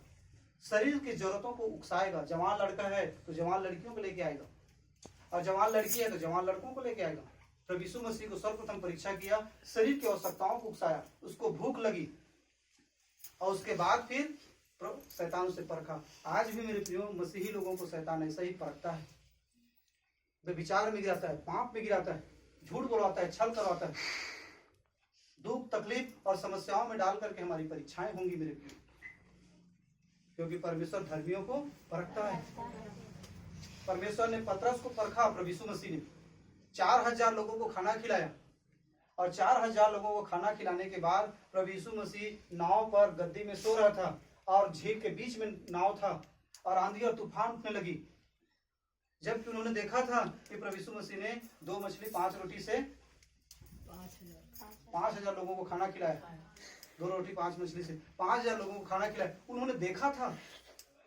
और प्रभु यीशु मसीह गद्दी में सो रहा था, वह उन लोगों को परीक्षा कर रहा था कि मुझ पर कितना विश्वास करते हैं। देखिए मेरे प्रियो, आंधी तूफान ये दुख और तकलीफ का क्या है? प्रतीक है। और कभी कभी हमारे जीवन दुख और तकलीफ आती है, और प्रभु यीशु मसीह शांत रहता है, चुप रहता है, कुछ नहीं करता है, गद्दी में सो रहा है, पीछे गद्दी में। जब दुख और तकलीफ आया, लोग चिल्लाने लगे कि हम मर रहे हैं, हम नाश हुए जा रहे हैं, नाश हुए जा रहे हैं। फिर गुरु को उठाए, गुरु जी हम मर रहे हैं, नाश हो जा रहे हैं, तू गद्दी में सो रहा है, पानी झाँककर में कोई सूते सकेगा? वो तो प्रभु उनका परीक्षा कर रहा था। और जब उठा और उठ करके फिर आंधी और पानी को, तूफान को डांटा, और वो थम गया। प्रभु यीशु मसीह मेरे प्रियो आंधी और तूफान अर्थात दुख और तकलीफ से भी बढ़कर है। वो कहेगा तो सब चीज बंद हो जाएगा। वो तो सिर्फ हमारी परीक्षा ले रहा था, और उसने उन्हें डांटा, बोला हे अल्पविश्वासियों, मैं तुम्हारी कब तक सहूं? तुम क्यों मुझ पर विश्वास नहीं करते? मरियम और मार्था प्रभु यीशु के चरणों में बैठ करके वचन सुनती थी। मरियम प्रतिदिन वचन सुनती थी, और यीशु के वचन को सुन सुन के टुकुर टुकुर आनंदित होती थी, टुकुर टुकुर प्रभु यीशु के चेहरे को देखते रहती थी। एक बार घटना हुआ कि उसका भाई मरने पर था, और मरियम ने मैसेज पहुंचाया प्रभु यीशु मसीह के पास कि प्रभु जल्दी आइए, मेरा भाई लाजर मर रहा है। वहां पर लिखा है मेरे प्रियो, वो जानबूझ के 2 दिन और रुक गया, वहां नहीं गया। वहां कितना इनका मुझ पर विश्वास है। प्रभु यीशु मसीह ने उसकी परीक्षा लिया। एक योग्य गुरु अपने शिष्य की परीक्षा लेता है, जो एक श्रेष्ठ गुरु अपने शिष्य को परखता है। और 2 दिन का मार्ग था, 4 दिन बाद पहुंचा, और 4 दिन बाद जब पहुंचा तो मार्था दौड़ते दौड़ते, मरियम नहीं आई। मरियम तो घर में रो रही थी, जबकि मरियम यीशु के चरणों में बैठ करके सुनती थी। पहली बार मरियम बैठ करके चरणों में सुन रही थी, दूसरा बार मार्था दौड़ के आ रही है, मरियम घर में रो रही है। और उसके बाद जाकर के प्रभु यीशु के पास कहा कि प्रभु मेरा भाई लाजर मर गया है। प्रभु यीशु मसीह ने कहा क्या तू विश्वास नहीं करती, पुनरुत्थान और जीवन नहीं हूँ? जो मुझ पर विश्वास करता है वो मर भी जाएगा फिर भी जीवित रहेगा। फिर उसके बाद जाकर के मरियम को मार्था ने कहा, तो फिर मरियम दौड़ते दौड़ते आई प्रभु यीशु के पास और प्रभु यीशु मसीह से कहने लगी कि मेरा भाई लाजर मर गया है, हे प्रभु यदि आप यहाँ होते तो मेरा भाई लाजर नहीं मरता। वहां पर लिखा है मेरे प्रिय यीशु रोया। यीशु उनके दुख और तकलीफ को देख कर नहीं रोया, उनके विश्वास को देख कर रोया। इधर नहीं विश्वास करते हो? कहाँ रहा तुम्हारा विश्वास मरियम? मार्था का तो समझ आता है, वो कहाँ उनका काम वाम करते करते वो व्यस्त रहती थी, परंतु तू तो मेरे चरणों में बैठ करके सुनती थी वचन। कहाँ रहा तेरा विश्वास? आज समस्त विश्वासी प्रभु यीशु मसीह के चरणों में बैठ करके वचन सुन रहे हैं, उसके वादा, उसके प्रतिज्ञा, उसके वचनों को सुन रहे हैं, सीख रहे हैं, डेली पढ़ रहे हैं। जब समस्या आती है तो मरियम के समान प्रभु यीशु मसीह कहते हैं, प्रभु आप होते तो मेरा भाई लाजर नहीं मरता। आप नहीं है मेरे प्रभु, इसीलिए हमारे जीवन में समस्या है, आप शायद हमसे अलग हैं। प्रभु यीशु मसीह रोया हमारे विश्वास को देख करके। प्रभु अपने लोगों की परीक्षा करता है। फिर उसके बाद रोया विश्वास को देख करके, फिर वह घर नहीं चला गया। उसके विश्वास को मजबूती लाने के लिए उसने कहा, क्या मैंने तुमसे नहीं कहा था, यदि तू विश्वास करेगी तो परमेश्वर की महिमा को देखेगी। और प्रभु यीशु मसीह ने उस मरे हुए लाजर को 4 दिन से जो मरा हुआ था, तो उसने कहा कि लाजर बाहर आ जा, तो बाहर आ गया। परंतु इस सारी घटनाओं में परमेश्वर प्रभु यीशु मसीह अपने शिष्य, अपने शिष्या मरियम और मार्था को परख रही थी, परख रहा था, परीक्षा ले रहा था। दुख उनके भी जीवन में था, हमारे भी जीवन में दुख है। ऐसा कौन व्यक्ति जिसके जीवन में दुख नहीं है? हवा है कुछ हमको जीवन में दुख नहीं है? कपड़ों का कर्जा के दुख है, तो कपड़ों का माँ बाप के प्रेम नहीं है, तो कहूँ समाज के मन दुख देते बस यही हो गए कि कहीं शादी नहीं हो पाती, काकर कर दुख नहीं होता वहां तो चक्कर। सब व्यक्ति के पास दुख है मेरे प्रियो। ये सारे दुख हमारे परीक्षाओं के लिए है कि परमेश्वर हमें मजबूत कर रहा है, हमें खरा बना रहा है, हमें सुदृढ़ कर रहा है। आप देख नहीं पा रहे हो, आप समझ नहीं पा रहे हो। यदि आप मेरी नजर से देखोगे परमेश्वर को मेरे प्रियो, बड़ा आनंद आएगा। इस दुख में भी आनंद मनाना आप सीख जाओगे, क्योंकि आप समझ जाओगे कि ये परीक्षाएं मुझे मेरे जीवन में इसलिए आया है, ये दुख के तकलीफ मेरे जीवन में इसलिए आया है कि मुझे मजबूत बना रहा है परमेश्वर मुझे आग के भट्ठा में डाल रहा है, मुझे मजबूत बना रहा है, मुझे बनाया है परमेश्वर ने। अब यह समय आ गया है कि मैं अब दूसरों को भी जल पिलाऊं। मेरे जीवन में ऐसा गवाही हो, इस गवाही के द्वारा मैं लोगों को बताऊं कि जब मेरे जीवन में दुख आया उस समय मैं परमेश्वर में स्थिर था, उसके बाद परमेश्वर ने मेरे जीवन में चमत्कार किया। आपके जीवन में गवाही का कारण ला रहा है। इसलिए जब भी आपके जीवन में दुख हो या दुख हो रही हो, यदि हो तो आनंदित करो, मगन हो जाओ, क्योंकि परमेश्वर के आप हाथ में हो। अंदर हाथ संवार दे, बाहर मारे चोट। गुरु जब भी हमारी परीक्षा लेता है तो अंदर हाथ संवारता है, बाहर चोट मार के देखता है कि हम मजबूत है कि नहीं है। परंतु यदि आप टूटोगे भी मेरे प्रियो, तो भी आप गुरु के हाथ में ही रहोगे। गुरु से आप अलग ही कहाँ हुए हो? अंदर हाथ संवार दे, बाहर मारे चोट। यीशु मार्था और मरियम को अंदर हाथ संवार रहा था। वो सोच रहे थे लोग कि भारी प्रेम कर सकले प्रभु रोवा थे। अंदर हाथ संवार, बाहर मार रहा था चोट। बस इतने विश्वास लिया, उनकी परीक्षा ले रहा था मेरे। हम टूटेंगे, हम गिरेंगे, हमारे हाथ पैर में दर्द होगा, हम दौड़ेंगे तो, परंतु हम गुरु के हाथ में रहेंगे। और यदि गुरु के हाथ में रहेंगे तो फिर से वो हमें बनाएगा, बनाकर फिर तोड़ता है, मिटाता है, मिटाकर फिर बनाता है। वह धर्मी जन को परखता है। शायद सब मैसेज आप लोगों को समझ आ रहा है, हजम होगा कि नहीं होगा परंतु मैं नहीं जानता। परंतु परमेश्वर का आत्मा जो मुझे कह रहा है उन सब बातों को आपको सिखा रहा हूँ मेरे प्रिय। एक व्यक्ति भी यदि सीख जाएगा तो मेरे लिए बहुत है। इतना भीड़ में यदि एक व्यक्ति भी सीखेगा तो बहुत है। लेकिन सब लोग सीख रहे हो, सुन रहे हो। हालेलुया। मुझे विश्वास है, मुझे आशा है कि आप सब लोग सीख रहे हो और सब शिष्यता के गुण में आगे बढ़ पाओगे। हालेलुया। हाँ, पूरा हो गया 11 तक? कहा, हे शैतान दूर हो जा, क्योंकि लिखा है तू प्रभु अपने परमेश्वर को प्रणाम कर हालेलुया। और केवल उसी की उपासना कर। और प्रभु यीशु मसीह ने कहा, दूर हो जा शैतान कहीं के, क्योंकि शैतान प्रभु यीशु मसीह को यह उकसा रहा था मेरे प्रियो, वो गौरव को प्राप्त करने के लिए, यह धन संपत्ति मान प्रतिष्ठा प्राप्त करने के लिए बोल रहा था, और यह शिक्षा दे रहा था कि तुम मुझे दंडवत करो, उसके बाद मुझे धन संपत्ति सब कुछ फ्री में दे दूंगा, क्योंकि संसार का सारा अधिकार मुझे सौंपा गया है, शैतान को सौंपा गया है। और जो राजाओं का राजा है, प्रभु का प्रभु है, परमेश्वर का पुत्र है, उसको बोल रहा है। और हम भी परमेश्वर के क्या हैं, और उसको बोलेगा वो। स्वर्ग, पृथ्वी, आकाश, चंद्रमा, संपूर्ण ब्रह्मांड किसका है? परमेश्वर का। और हम कौन हैं? ये सब चीज किसका है? और हमारे पास आकर बोलेगा कि सब कोई मैं तुम्हें दूंगा। अरे नौकर कहीं के, तुम्हें कुछ भी पता नहीं, ये सब तो हमारा है, तू तो नौकर है। हालेलुया। इसलिए जब परीक्षाएं आए तब आनंद मनाएं और मगन हो जाएं मेरे प्रियो। हालेलुया। पहला कुरिन्थी 10 अध्याय 13 पद, बस 2-3 पद और उसके बाद हम सभा समाप्त करेंगे।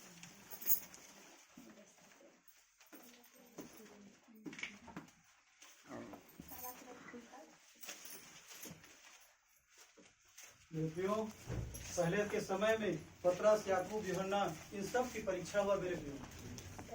पौलुस कहता है कि मैं कई बार वेदों से मारा गया हूँ, कई बार मैं भूखों के द्वारा परखा गया हूँ, कई बार मैं जंगल में सिंह पशुओं के द्वारा परखा गया हूँ, दुख उठाया हूँ। पतरस, सब लोगों को मारा गया, पीटा गया मेरे प्रियो, फिर भी उन लोगों ने परमेश्वर पर स्थिर रहे, परीक्षा के घड़ी में वो स्थिर रहे मेरे प्रियो। यहाँ तक कि पतरस और उनके पूरे सब शिष्य को भी मार दिया गया। पतरस को उल्टा लटका के मार दिया गया, किसी को आरे से चीर कर मार दिया गया, किसी को खौलते हुए तेल में मार दिया गया, किसी को घोड़े से घसीट कर मार दिया गया। और इस परिस्थिति में भी मेरे प्रियो वो परमेश्वर में स्थिर रहे। हालेलुया। आगे पढ़िए। तुम किसी ऐसी परीक्षा में नहीं पड़ी जो मनुष्य के सहने से बाहर है। देखिए, प्रभु का वचन कहता है, तुम किसी ऐसे परीक्षा में नहीं पड़े हो जो मनुष्य के सहने से बाहर है। परमेश्वर सच्चा है और वह तुम्हें सामर्थ्य से बाहर परीक्षा में न पढ़ने देगा। वरन परमेश्वर सच्चा है और वह हमें सामर्थ्य के बाहर परीक्षा में पढ़ने भी नहीं देगा। वरन परीक्षा के साथ निकास भी करेगा। वरन परीक्षा के साथ निकास भी करेगा कि तुम सह सको। कि तुम सह सको। मरियम के जीवन में परीक्षा आई, परंतु परमेश्वर ने निकास भी निकाला। उसने उसके जीवन में परीक्षा लिया, परंतु उसके सहने योग्य असहनीय परीक्षा नहीं लिया। ठीक उसी प्रकार से मेरे प्रियो, हमारे भी जीवन में जो दुख आएगा तो हमारी सहने से बाहर परीक्षा परमेश्वर नहीं लेगा, वरन निकास भी निकालेगा। हालेलुया। और आगे याकूब की पुस्तक 1 अध्याय 2 से 4 पद।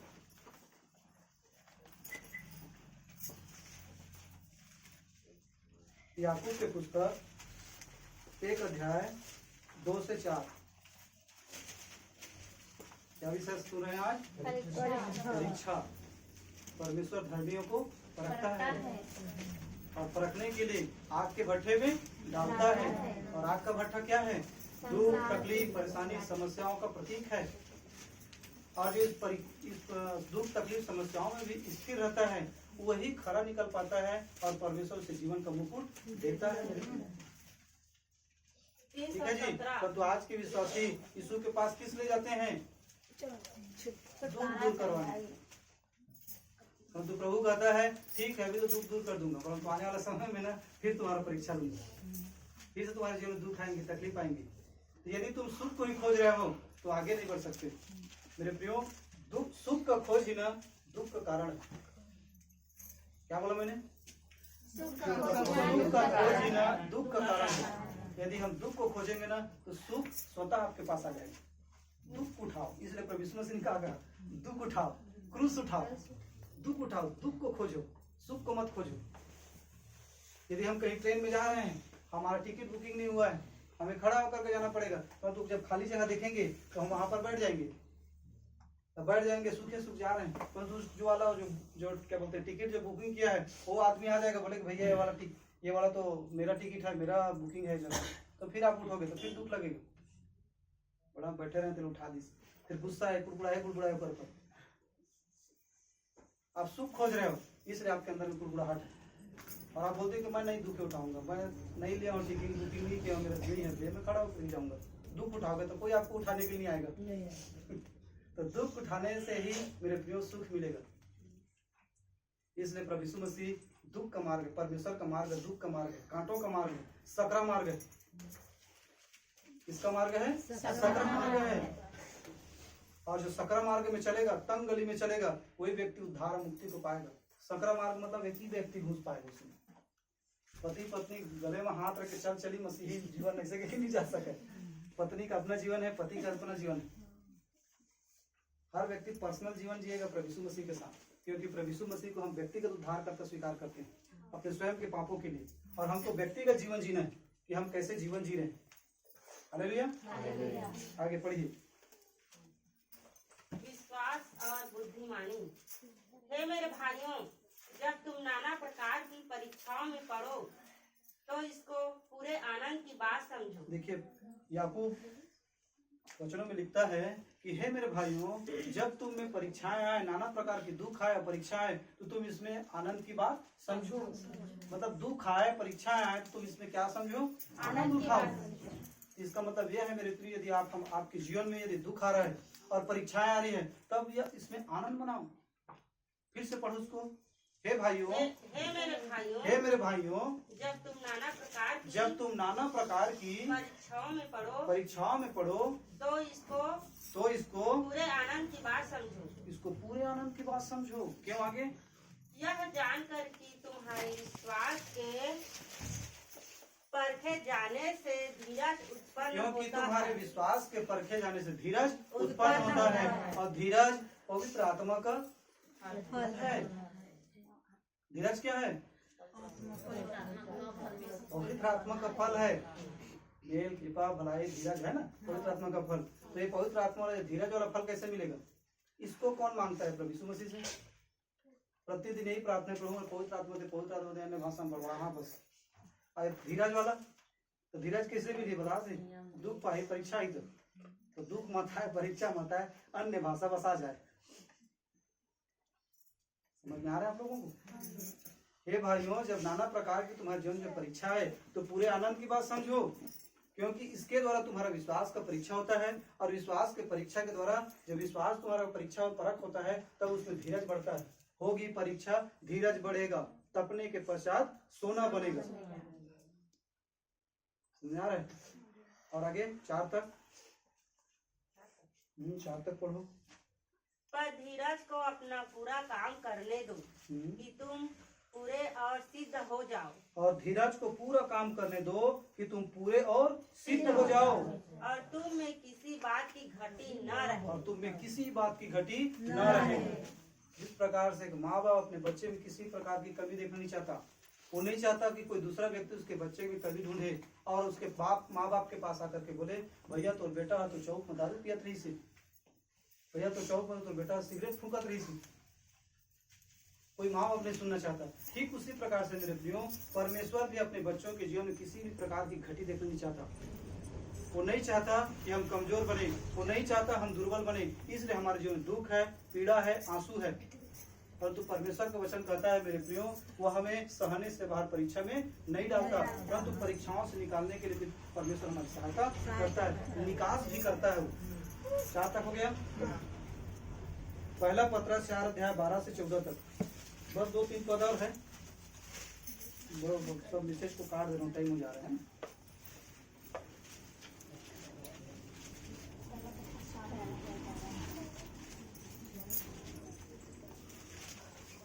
एक श्रेष्ठ गुरु अपने शिष्य की परीक्षा करता है।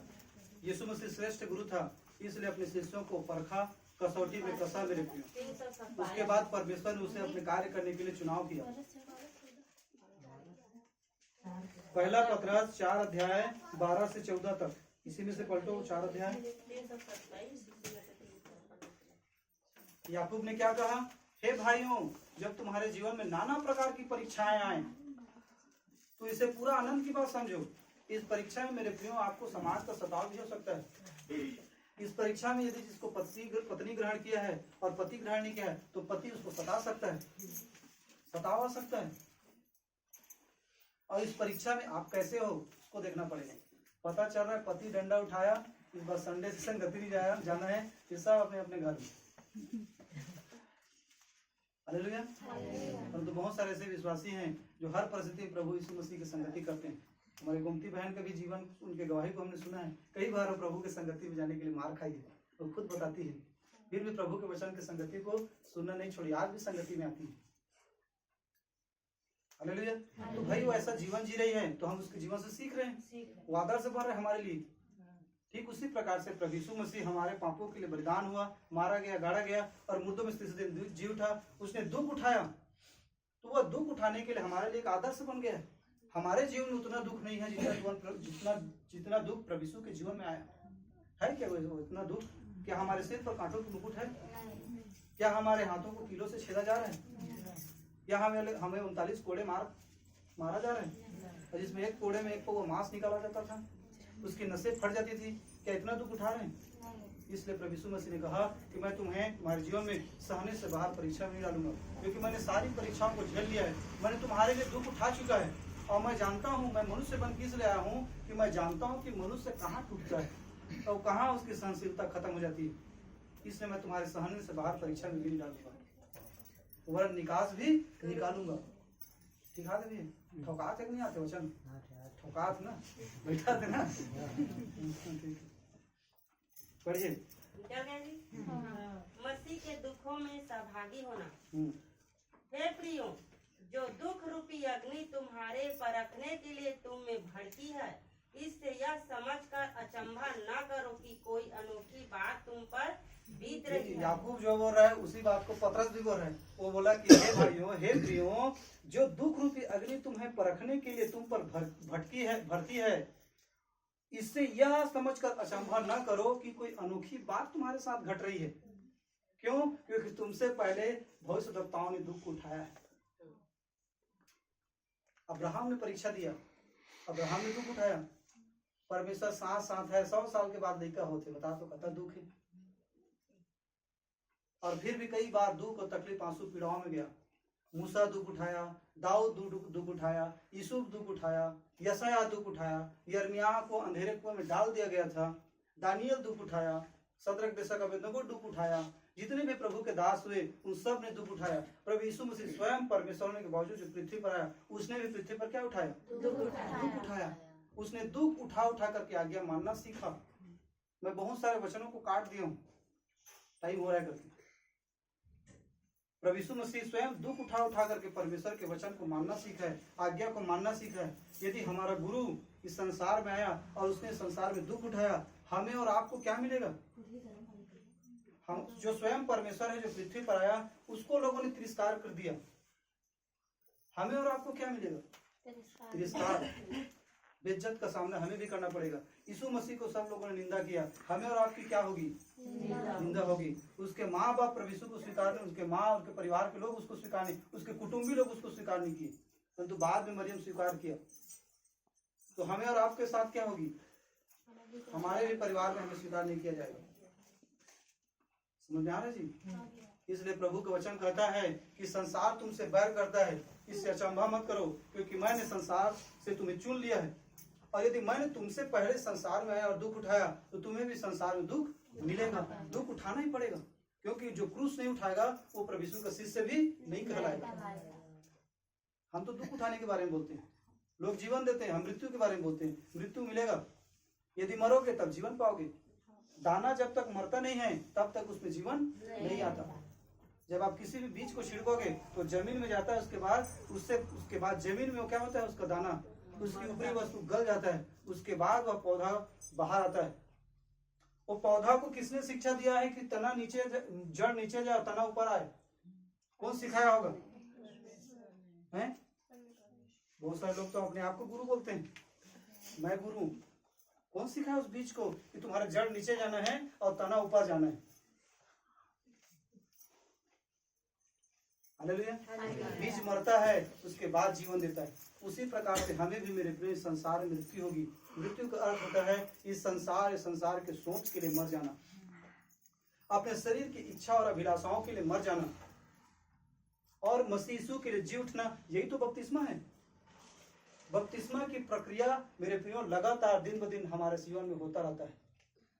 हर दिन से पुराने मनुष्यत्व के लिए मरना है और नए मनुष्यत्व के लिए जी उठना है। समझ में आ रहा होगा कि नहीं आ रहा होगा आप लोग? ठीक है। हे प्रियो, जो दुख रूपी अग्नि तुम्हारे परखने के लिए तुम में भड़की है, इससे यह समझकर अचंभा न करो कि कोई अनोखी बात तुम पर बीत रही है। पर आगे, पर जैसे जैसे मसीह के दुखों में सहभागी होते हो आनंद करो। परंतु जैसे जैसे मसीह की दुखों में सहभागी होते हो आनंदित हो जाओ, क्योंकि हमारा गुरु हमसे पहले संसार में आया तो स्वयं परखा गया, उसने स्वयं दुख उठाया। ठीक है ना? यदि जब भी हमें प्रभु यीशु के नाम से हमें प्रभु यीशु ग्रहण की, इसके लिए हमारे जीवन में जब दुख आता है तो हम आनंद मनाएं। क्यों आनंद मनाएं? आगे, जिससे उसकी महिमा के प्रकट होते समय भी तुम आनंदित और मगन हो। जिससे उसकी महिमा के प्रकट होते समय, कब उसका महिमा प्रकट होगा? जब प्रभु यीशु मसीह बादलों में आएगा और बादलों में आएगा हजारों स्वर्गदूतों के साथ। उस समय परमेश्वर की महिमा प्रकट होगी और उस समय जब आपको उठा लिया जाएगा मेरे प्रियो, तब उस समय घमंड करोगे अपने दुख में कि धन्यवाद प्रभु, मेरे जीवन में दुख हुआ और इस दुख के घड़ी में प्रभु, इस परीक्षा की घड़ी में स्थिर बना रहा, तब प्रभु मैं तेरे साथ उठा लिए जा रहा। और जो व्यक्ति नीचे छूट जाएगा वो छाती पीटेगा मेरे प्रियो। मैं कहां कहां प्रभु यीशु मसीह इनकार कर पा रही हूं। हर एक आंख देखेगी, हर एक जुबान इनकार करेगा कि यीशु ही प्रभु है। और जो उठा ले जाएंगे उनको आनंद मनाएंगे, तब जो नीचे छूट जाएंगे उनका क्या होगा? उन लोगों का तो हालत खराब हो जाएगा मेरे प्रियो। बाइबल प्रकाशित तो आके बोलता है, वो गुफाओं से कहेंगे, वो कंदराओं से कहेंगे, वो पहाड़ों से कहेंगे कि मेरे ऊपर गिर जाओ, फिर भी उन्हें मृत्यु नहीं मिलेगी, बोलता है। इसलिए जीवन हमें दिया है, उसको गंभीरता से जिए। दुख यदि हमारे जीवन में आ रहा है तो आनंद की बात समझिए, क्योंकि जब परमेश्वर की महिमा प्रकट होगी मेरे प्रियो, उस दिन हमें भी आनंद होगा। और प्रभु भी कहेगा, बेटा तूने बहुत अच्छा युद्ध लड़ा, क्योंकि तूने मेरे दुख उठाया, तू ही मेरा शिष्य है, मैं तुझसे प्रसन्न हूं। यह आवाज सिर्फ प्रभु यीशु मसीह के लिए आएगा, हमारे नहीं आएगा। प्रभु यीशु मसीह चाहता है कि यह आवाज उसके बेटे, उसके बच्चों के लिए भी आए। तो कब होगा? जब हम मसीह के लिए दुख उठाएंगे। हालेलुया। आगे 14 पद, फिर यदि मसीह के नाम के लिए तुम्हारी निंदा की जाती है तो तुम धन्य हो, क्योंकि महिमा का आत्मा जो परमेश्वर का आत्मा है तुम पर छाया करता है।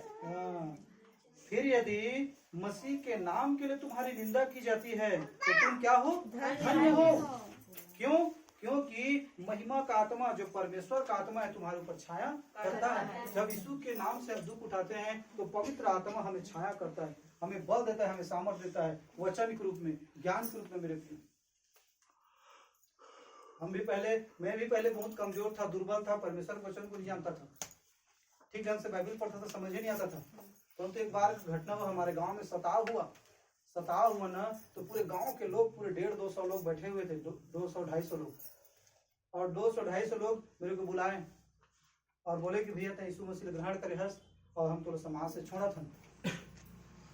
मैं बोले कि भैया मैं क्या काम कर रहा हूँ, समाज से छोड़ा था, मैं तो जाति बदले, मैं तो धर्म बदले हूँ, कोई जगह ना करा हुआ, कोई जगह आखी आ रही, कोई जगह मुड़ी में चुन दिया रहा है। मैं तो नहीं डिजाइन बहुत बदले भाई, मैं उसने दिखा, बल्कि दारू, माखू, नशा पानी सब छोड़ दे हमें कहीं।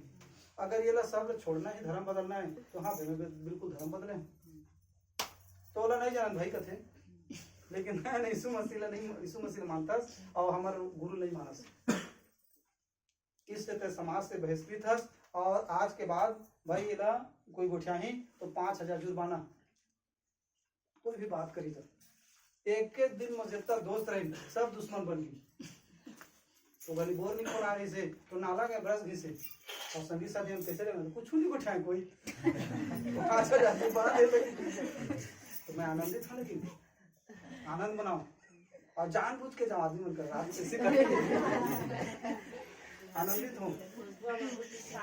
और बच्चा वो 3-4 साल के रही से स्कूल जाए तो लड़का ला स्कूल में भी बात नहीं करे, जब बस में जाए ना बैठ के वो बस में भी कोई बच्चा ने बात नहीं करे। और खुशबू रोत रोत बेटी आती है पापा कोई मेरे को उठाएंगे, कोई दोस्त नहीं, कोई सहेली नहीं। तो बोला कि बेटा प्रभु यीशु तो सहेली, प्रभु यीशु तो दोस्त है। और कुछ दिन बाद फिर आती थी, बोलती थी यीशु के साथ में खेलत रहे। अब 4 साल का लड़का काका साथ खेल रही थी, परंतु ये तो विश्वास कर सही में प्रभु यीशु मसीह के साथ खेलत रही थी। एक बार कैसी घटना है, जब हमारे मेरी बच्ची मतलब रोने लगी कुछ खाने के लिए, तो मेरी माँ लेके चली गई उसको दुकान। तो दुकान में पैसा दिया तो पैसों को भी नहीं लिया और कागज में लिख के दिया कि तुम्हारे परिवार के लोगों को हम कुछ नहीं दे सकते। जो इसको पढ़ा मैं बहुत आनंदित हुआ, क्योंकि मैं प्रभु यीशु मसीह के नाम से निंदित हो रहा हूँ। वो भी कहेगा एक दिन बेटा तूने मेरे नाम से दुख उठाया, और बस वो बेटा करके मेरे पीठ पे बस हाथ भर संवार दे, यही मेरे लिए बहुत है मेरे प्रियो, यही मसीही लोगों के लिए बहुत है। राजाओं का राजा, प्रभुओं का प्रभु, सृजनहार परमेश्वर, वो हमारे पीठ में बस शाबाश करके पीठ थपथपा दे। और क्या चाहिए आप लोगों को? लाखों करोड़ों अरबों स्वर्गदूत रहेंगे, लाखों करोड़ संपूर्ण ब्रह्मांड के लोग न्याय के आसन में खड़े रहेगा, वहां पर आपको बुलाया जाएगा और बोलेगा शाबाश बेटा तूने बहुत अच्छा किया, यहाँ सिंहासन पर बैठ जा।